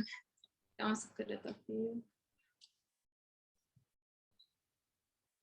Misalnya di sini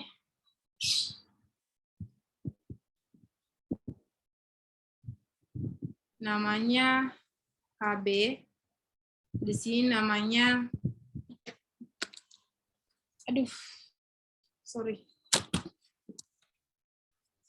di sini namanya kelas 2 ya, kelas 2. Di sini. Oh, kayaknya kenapa dia tidak terbaca? Karena di sini A, 1, B, 2. Oke. Coba lihat. Ya, sudah berubah ya. Ini tadi yang saya maksud teman-teman. Dia sudah bisa berubah. Kecuali yang ini, dia error. Hapus ini ya. Kelas.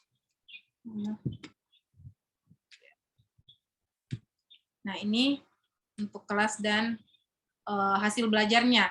Nah, kita bisa langsung masuk di bagian analyze, pilih compare means, setelah itu pilih one way ANOVA, setelah itu teman-teman masukkan hasil belajar di bagian sini, dan kenapa enggak ada kelasnya di sini?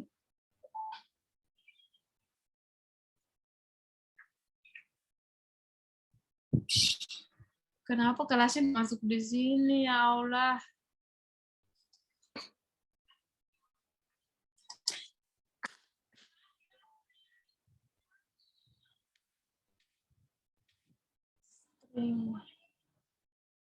Sorry ya teman-teman. Maklum ini kenapa enggak masuk ke datanya di ini. Compare means, kenapa dia enggak masuk A-nya? Coba kita ubah ya. Ctrl H, B-nya jadi 2. 2, kemudian replace all.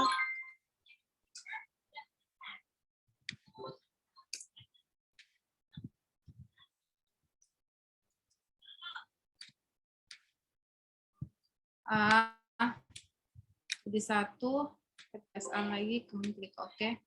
Ini yang kita copy, masuk ke sini.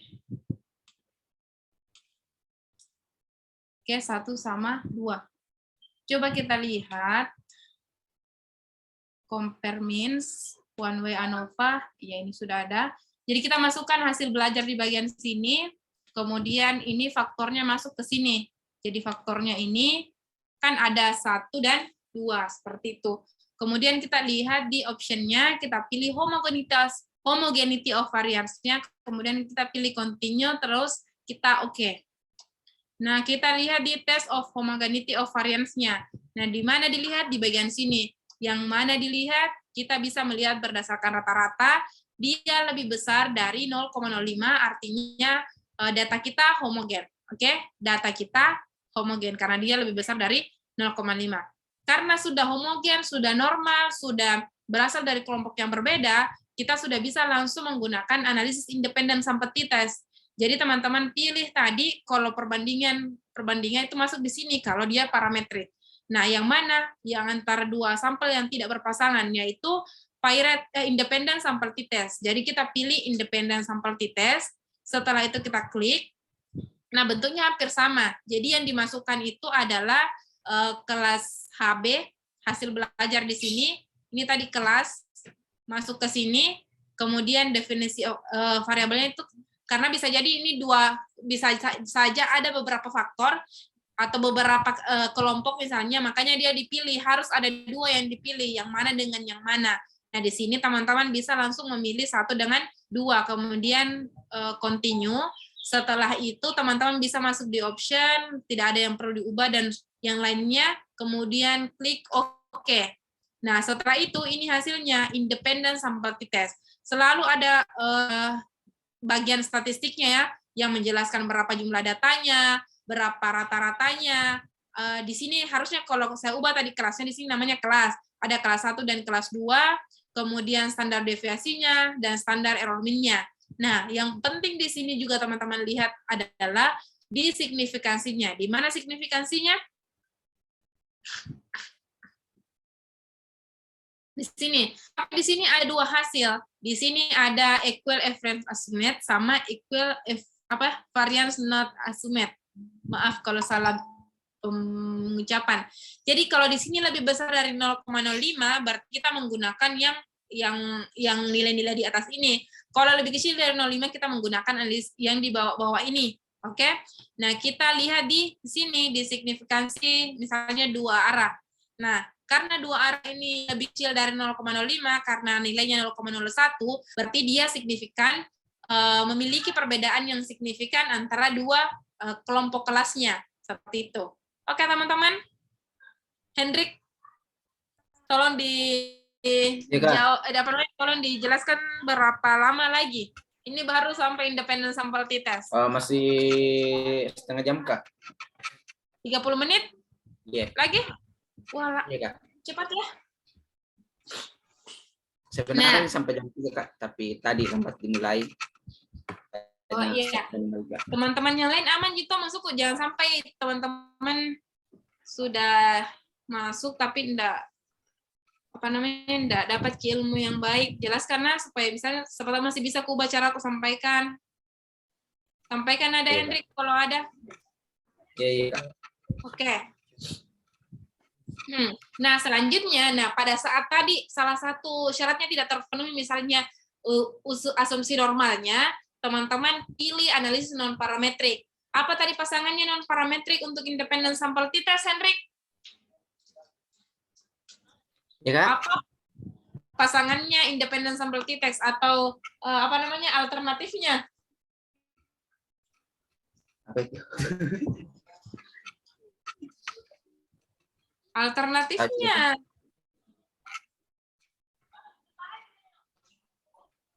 Tidak diperhatikan. Jadi tadi tuh ada yang namanya Mann-Whitney. Mann-Whitney itu sama untuk melihat untuk melihat apakah ada perbedaan yang signifikan antara dua kelompok, tetapi asumsi datanya tidak normal atau asumsi untuk dia digunakan parametrik tidak cukup. Jadi dia harus non parametrik. Namanya Mann-Whitney. Mann apa Hendrik? Mann apa? Mann-Whitney. Oke. Nah, caranya sama. Tadi kan kita sudah tahu dia juga homogen, tapi anggap saja ada ini tadi yang hasil belajar ini berbeda. Anggap saja dia tidak normal. Jadi kita langsung menggunakan analisis non parametrik ya. Caranya seperti ini. Jadi non parametric test, kemudian masuk di legasi dialog, kemudian teman-teman pilih two independent sampel, berarti 2 sampel yang saling bebas. Nah, pilih ini, masukkan hasil belajar atau HB ke sini, grouping variabelnya ini ke sini, dan pilih yang mana 1 sama 2. Oke. Kemudian pilih Mann-Whitney U atau uji Mann-Whitney. Seperti itu. Setelah itu teman-teman tinggal pilih oke. Nah, hasilnya seperti ini. Seperti biasa, kalau non-parametric test selalu singkat hasil-hasilnya, cuma 2 tabel. Yang pertama menampilkan rankingnya, berdasarkan ranking, kemudian langsung hasil analisisnya. Nah, hasil analisisnya menunjukkan karena signifikansinya lebih kecil dari 0,05, artinya datanya memiliki perbedaan yang signifikan. Nah, teman-teman bisa lihat lagi berdasarkan min ranknya. Oh, ternyata yang lebih besar itu adalah kelompok 2 atau kelompok B, seperti itu. Oke? Dipahami ya? Dipaham Kak Vivi? Pendiamnya deh. Nah, selanjutnya, kan ini sudah di independent sample t-test. Tadi ada yang namanya ANOVA. ANOVA itu, one way ANOVA itu kalau dia 3 kelompok. Misalnya kita tambah tadi di sini ya, kita ambil yang ini, yang C, kelompok C. Jadi kita ambil ini, kelompok C, sebagai data baru di sini.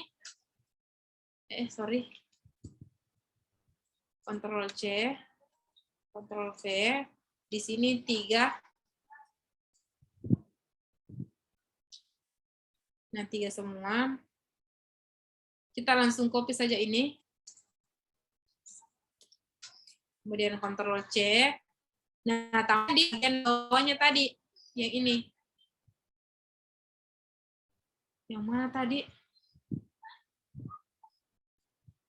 Sorry, harus satu-satu karena terpisah. Bukan ini, dihapus ya. Ini yang dihapus. Clear. Kemudian di sini Ctrl V. Jadi sudah ada 3 kelompok. Jadi dia sudah memenuhi. Nah, selanjutnya tadi kita belum melihat uji homogenitasnya. Jadi teman-teman bisa lihat analisis of homogenitasnya, homogenity-nya di sini one way ANOVA juga sekaligus sih sebenarnya. Misalnya sebentar ya sekalian. Jadi tadi pos C, pos B, pos A ini kita umpamakan mereka berdistribusi normal. Jadi kita umpamakan berdistribusi normal. Karena berdistribusi normal, jadi kita menggunakan parametrik. Nah, parametriknya itu kita menggunakan one way ANOVA. Kita asumsikan sudah normal semua, kemudian kita masuk ke analisis statistiknya. Jadi kita masuk di compare means, pilih one way ANOVA. Masukkan ini HB sama variance ini. Nah, kan di sini kita mau lihat dia homogeneity of variance-nya juga. Jadi teman-teman pilih di sini, kemudian pilih continue, kemudian pilih OK. Nah, di sini dilihat di mana berdasarkan min, teman-teman bisa pilih berdasarkan min atau median, tapi saya sarankan untuk berdasarkan min karena ini parametrik. Jadi teman-teman ambil ini karena 0,000 berarti ini lebih besar dari 0,05 ya, karena beberapa angka di belakang koma, misalnya ini lebih besar dari 0,05 misalnya, berarti ada signifikan berpengaruh, berbeda antara 3 kelompoknya. Bukan berpengaruh tadi ini ya, ini homogenis homogenitas, berarti lebih ke variansnya homogen atau variansnya sama. Kalau di tabel ANOVA-nya ini di sini disimpulkan misalnya lebih kecil dari 0,05, artinya tiga kelompoknya itu memiliki perbedaan yang signifikan. Nah, kita belum tahu signifikan yang mana yang paling berpengaruh. Nanti kita lihat uji lanjutnya. Nah, untuk uji lanjutnya itu kita masuk ke sini, compare means, masuk di one way ANOVA, di mana ini? Post hoc, uji lanjutnya, misalnya kita mau pilih LSD atau 2K, kita pilih 2K, kemudian kita klik continue, kita klik OK. Nah, hasilnya nanti ada analisis 2K-nya. Nah, 2K. Ini. Nah, di sini kita bisa lihat di signifikansinya. Misalnya, kelompok 1 dengan kelompok 2, oh dia signifikan berpengaruh. Kelompok berbeda. Kelompok 1 dengan 3 ini, oh ternyata dia tidak, karena di sini lebih besar dari 0,05. Nah, selanjutnya di sini juga lebih kecil, berarti kelompok 2 dan kelompok 1 ini signifikan berbeda, kelompok 2 dan 3 signifikan berbeda, karena ini semuanya lebih kecil dari 0,05. Yang tidak signifikan itu cuma 1 dengan 3, dan kelompok 3 dengan 1. Sama ya, kebalik. Seperti itu. Nah, itu yang namanya uji lanjut untuk parametrik. Jadi teman-teman bisa pilih tadi, ada 2K HSD, ada langsung HSD, dan sebagainya. Kalau saya yang akhir ini bisa gunakan itu 2K. Selanjutnya, kalau misalnya tadi datanya tidak normal ternyata, tidak normal, tapi tetap homogen ya, jadi kita menggunakan analisis non-parametrik. Jadi untuk analisis non-parametriknya yang 3 kelompok atau 3 faktor, atau 3 kelompok yang mau dibandingkan, teman-teman bisa masuk di bagian non-parametric test, kemudian pilih legasi dialog, kemudian pilih K independen. K ini berapa, kayak berapa apanya ya, kayak berapa kelompoknya misalnya, yang saling bebas. Jadi pilih ini, misalnya kita masukkan HB di sini, ini kelasnya di sini, nah teman-teman pilih di sini, 1 sampai 3, kemudian continue, 1 baru saya klik 3. 1 sama 3. Sorry. Kenapa 3 saya klik 2? Continue, kemudian option-nya bisa munculkan deskriptif, tidak perlu kuartilnya, continue. Nah, tadi kan sudah saya jelaskan kan Kruskal-Wallis. Ya, teman-teman pilih Kruskal-Wallis. Setelah di checklist ini langsung klik OK. Nah, setelah klik OK muncul seperti ini. Ini statistiknya karena kita tadi checklist, yaitu min-nya 73,2889, kemudian yang di sini 2, kemudian untuk rank-nya seperti ini, kemudian ini hasilnya, Kruskal-Wallisnya itu dilihat di bagian signifikansinya, karena lebih kecil dari 0,05, artinya terdapat perbedaan yang signifikan antara 3 kelompoknya. Nah, untuk uji lanjut di analisis Kruskal-Wallis itu menggunakan analisis Mann-Whitney, berarti kita menggunakan analisis satu-satu. Caranya seperti ini, masuk di non-parametric test, kemudian legasi dialog, to independent sample t-test. Di sini kan Mann-Whitney. Misalnya kan di sini 1 dengan 2. 1 dengan 2, klik OK. Berarti dia menghasilkan ini antara 1 dengan 2. Teman-teman bisa lihat lagi antara misalnya 1 dengan 3. Berarti masuk di sini, tapi yang dipilih di sini 1 dengan 3. Kemudian continue, pilih OK. Ini 1 dengan 3. 1, 3, dilihat. Berarti dia di sini ternyata tidak signifikan, di sini signifikan antara 1 dengan 2. Misalnya kita mau lihat yang analisis 3 dengan 2, berarti teman-teman pilih di sini 2 dengan 3. Kemudian continue, klik OK, dan hasilnya di sini 2 dengan 3 itu signifikan berbeda. Berbeda, iya, cocok. Seperti itu. Itu dia untuk penjelasan compare mean ya, compare mean mulai dari yang berpasangan, 2 kelompok berbeda, dan lebih dari 2 kelompok yang berbeda. Nah, selanjutnya untuk analisis apa ya namanya? Untuk analisis korelasi. Langsung saja ya di sini.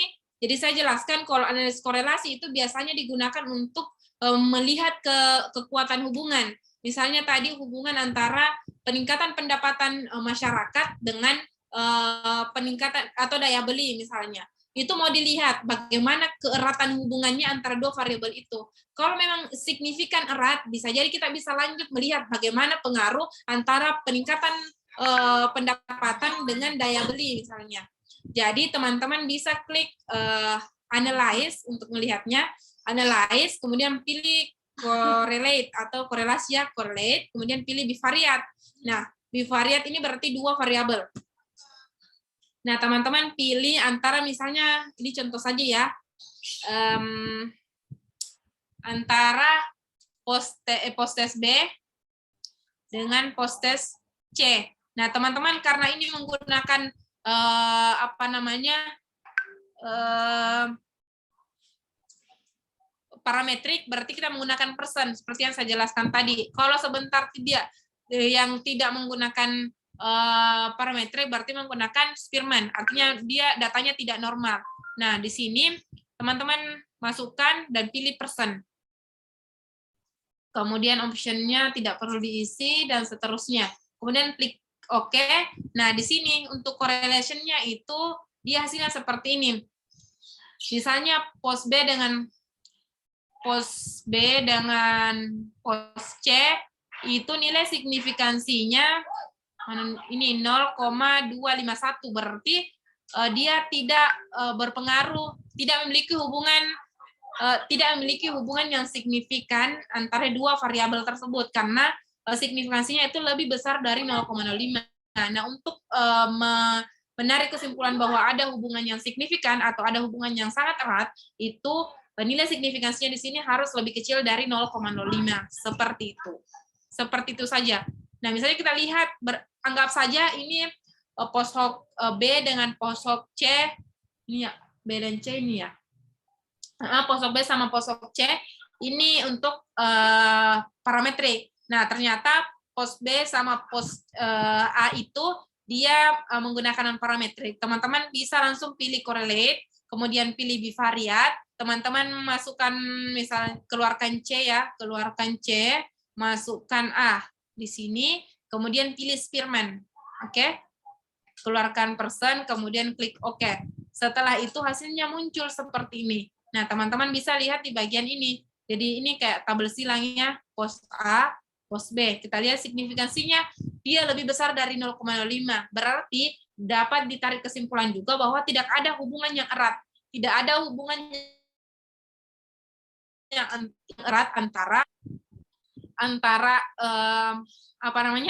dua variabel ini karena nilai signifikansinya lebih besar dari 0,05. Oke, Hendrik? Iya, Kak. Oke ya, sudah cukup. Nah, selanjutnya setelahnya itu ada yang namanya analisis regresi. Jadi analisis regresi itu dia lebih ke melihat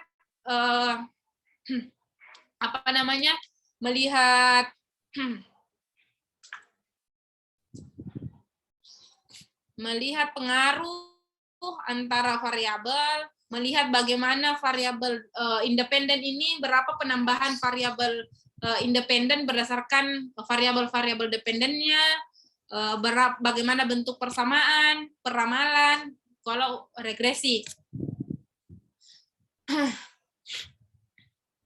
Ini kan direkam, jadi teman-teman nanti mungkin yang sudah ngantuk atau lagi tidak bagus moodnya bisa minta di panitia ini videonya ya. Jadi bisa teman-teman ulang-ulang. Jadi saya tidak merasa terbebani juga, jangan sampai apa yang saya sampaikan tidak tersampaikan dengan baik karena beberapa kondisi. Jadi saya sarankan dan saya mungkin minta kepada panitia untuk dibagikan saja ke peserta nanti videonya. Misalnya untuk regresi tadi, di regresi ini kita anggap saja misalnya post hoc pri A ini sebagai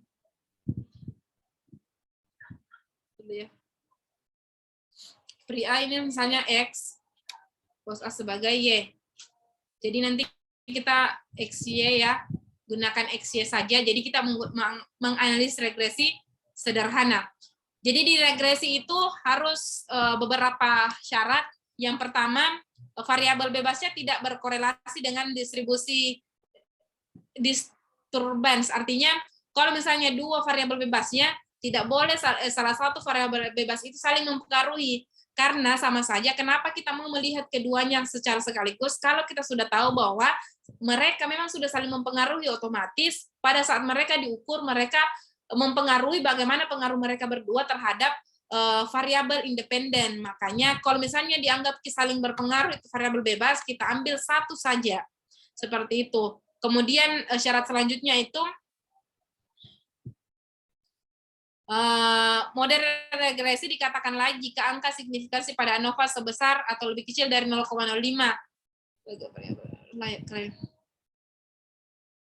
Residualnya harus berdistribusi normal, datanya interval atau rasio, kedua variabel bersifat dependen, artinya satu variabel merupakan variabel bebas dan satunya merupakan variabel terikat. Seperti itu. Nah, kita coba analisis ya.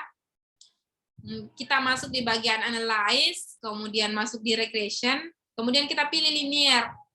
Nah, di sini kita tadi mau analisis X ini adalah independen, Y adalah dependen. Jadi di dependen kita masukkan Y, dan X-nya ini kita masukkan sebagai variabel bebasnya. Jadi cuma satu variabel bebasnya. Nah, kita bisa masuk di statistik, pilih apa yang mau dimunculkan.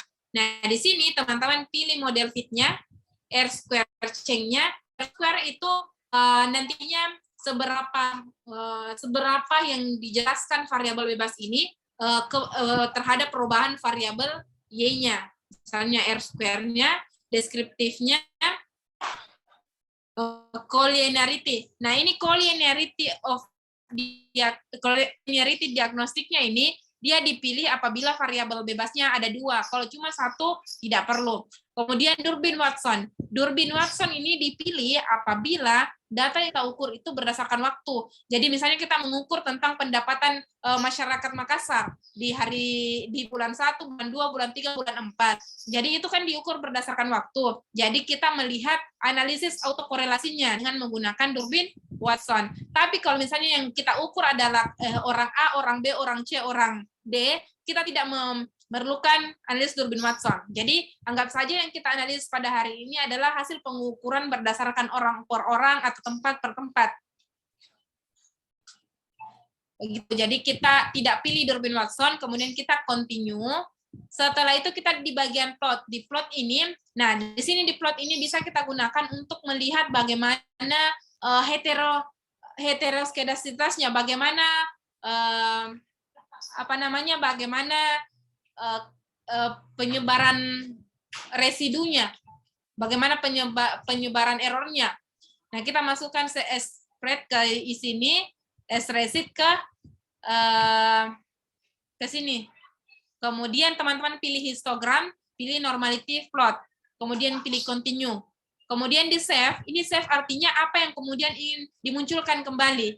Hasil analisis apa, misalnya teman-teman mau menghasilkan unstandarized residualnya. Jadi teman-teman mau munculkan residualnya yang tidak terstandarisasi. Jadi kita mau munculkan residunya. Kenapa di sini ada residu? Karena regresi itu melihat persamaan. Jadi berdasarkan persamaan itu kita bisa meramalkan.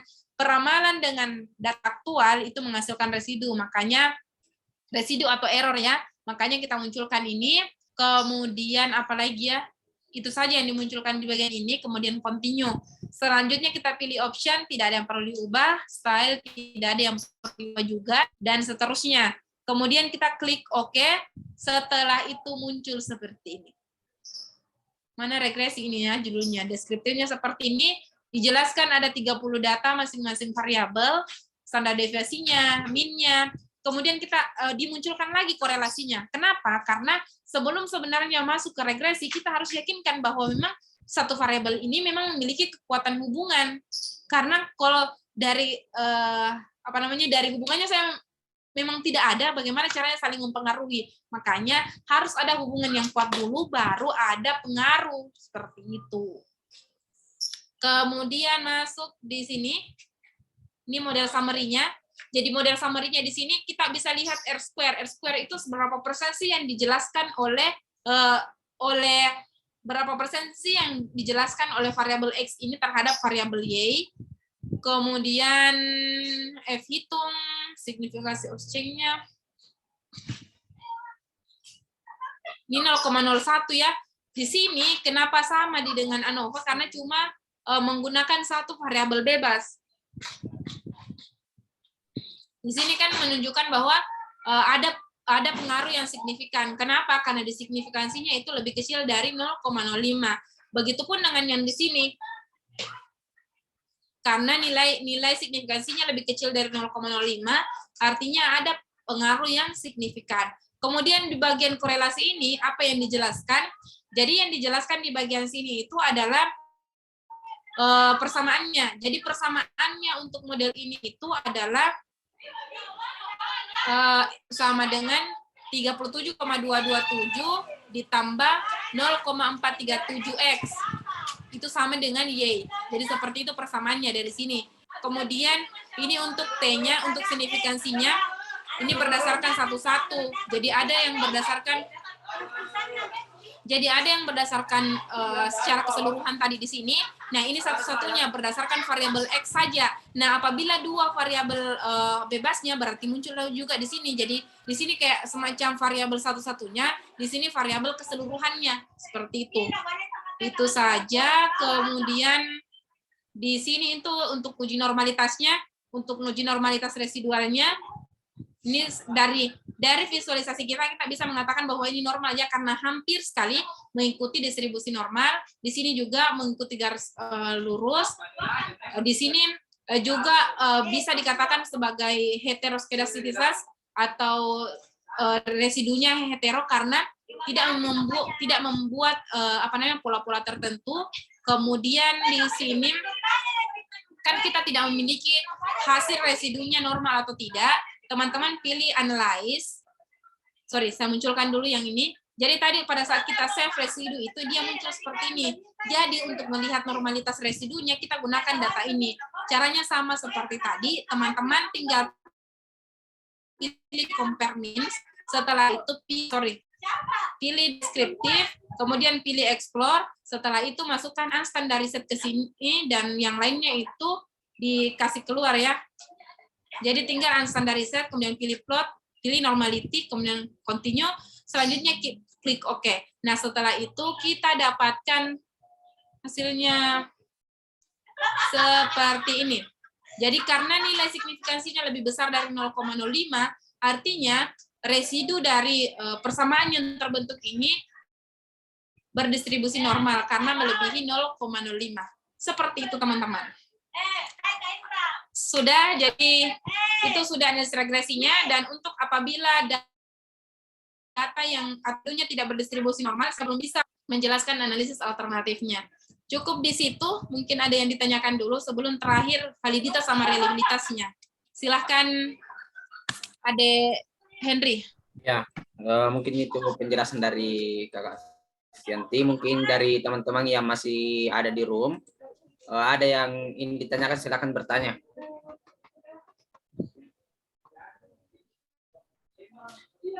Sekali lagi saya sampaikan kepada teman-teman yang masih ada di room, mungkin dari penjelasan dari Kak Vivi, ada yang mau ditanyakan, mungkin ada yang kurang dimengerti ataupun kurang dipahami, silakan bertanya.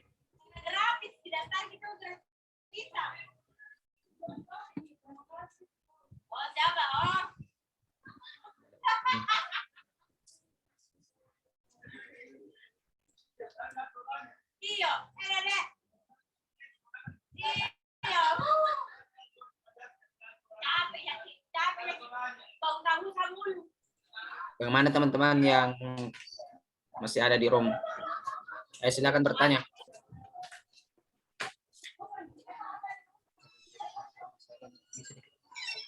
ataupun misalkan tidak mau bertanya secara langsung, bisa bertanya di room chat. Masih ada yang mau ditanyakan? Sepertinya Kak di room ini tidak ada yang mau bertanya Kak.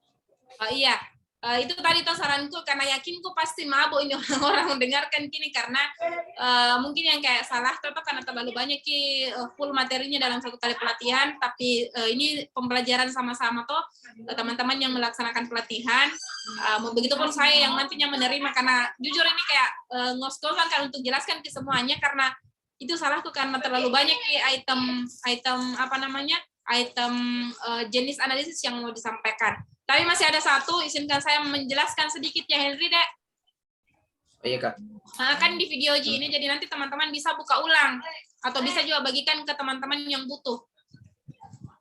Oke, misalnya kita punya bagian ini, kita bisa Ctrl N, setelah itu kita masuk di sini, misalnya ini kita mau validasi instrumen. Validasi instrumennya itu kita pilih yang ini.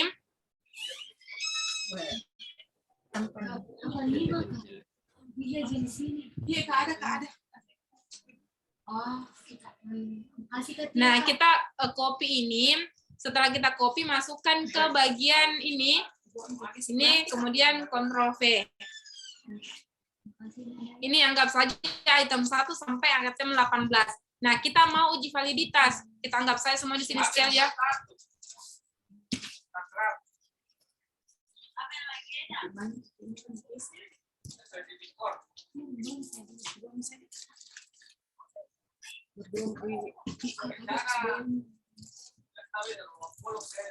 Nah, kita untuk analisis saya tidak perlu ubah namanya ya, anggap saja ini item 1 sampai item 18. Teman-teman tinggal pilih correlate, kemudian bivariate, pilih masukkan semua ini, Ctrl A, masukkan ke sini, kemudian persen, kemudian klik OK. Nah, ini untuk korelasinya. Sorry, salah. Aduh, kurang fokus mah juga. Teman-teman harus masukkan juga totalnya, karena yang mau dilihat itu korelasi dengan totalnya. Korelasi dengan totalnya, jadi teman-teman harus masukkan di sini. Setelah dimasukkan, kita analisis ulang ya, analisis. Sorry. Masuk di sini, analyze, correlate, kemudian bivariate, kemudian masukkan ini juga, kemudian klik OK. Nah, di sini kan panjang sekali. Ini. Kita bisa lihat di bagian sini. Kita lihat dulu di sini kan ada signifikansinya. Nah, kita dilihat di bagian keduanya, apabila dia lebih kecil dari 0,05 berarti dia signifikan. Kalau dia lebih cocok minggu lebih kecil dari 0,05 berarti dia signifikan, memiliki hubungan dia valid, karena dia lebih kecil. Nah, ini valid.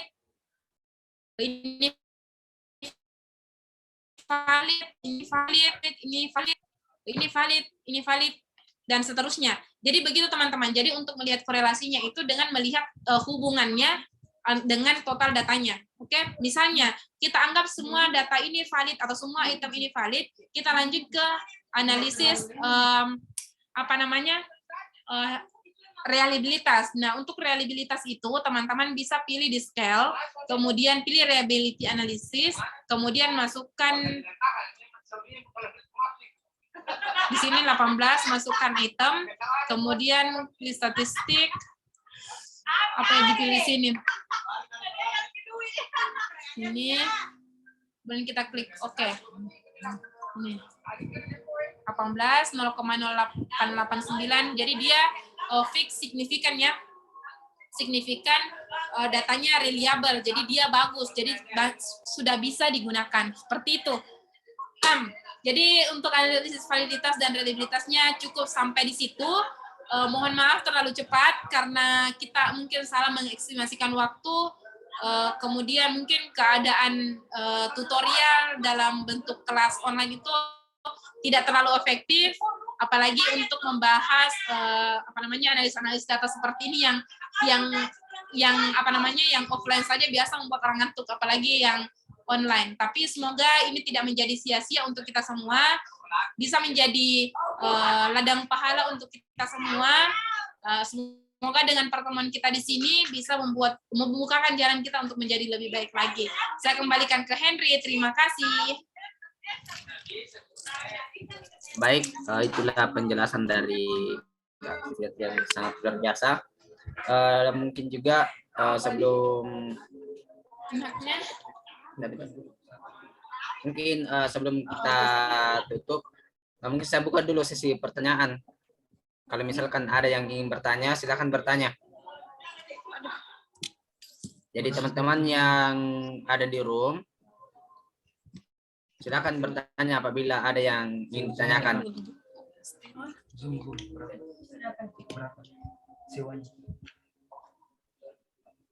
Nggak ada nih kayaknya.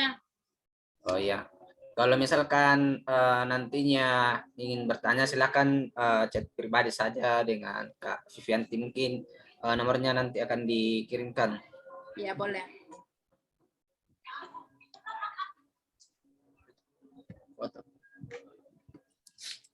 Mungkin teman-teman yang masih hadir di room, silakan aktifkan kameranya. Nanti kan Mama share screen, Bi. Iya, Kak.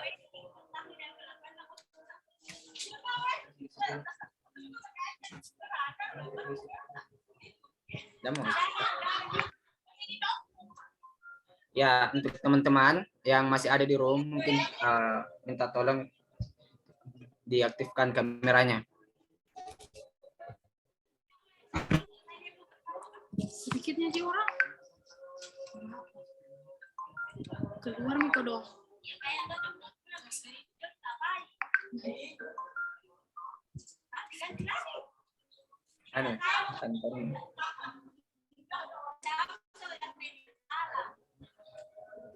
Ya, teman-teman yang lain. Tapi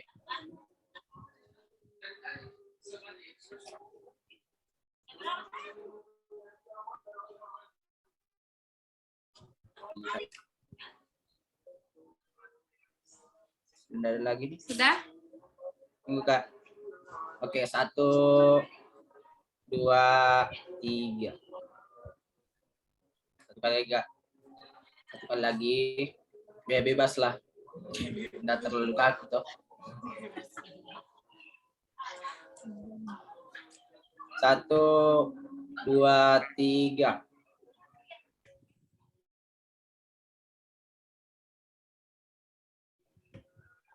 Oke, kan ya.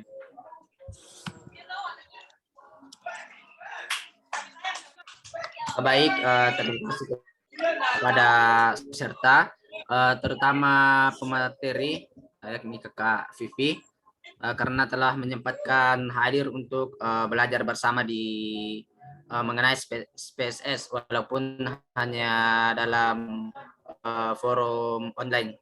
Mungkin kurang dan lebihnya mohon dimaafkan. Saya ucapkan terima kasih kepada semua peserta dan kepada pemateri, yang saya akhiri dengan ucapan Alhamdulillahirrabbilalamin. Assalamualaikum warahmatullahi wabarakatuh. Waalaikumsalam warahmatullahi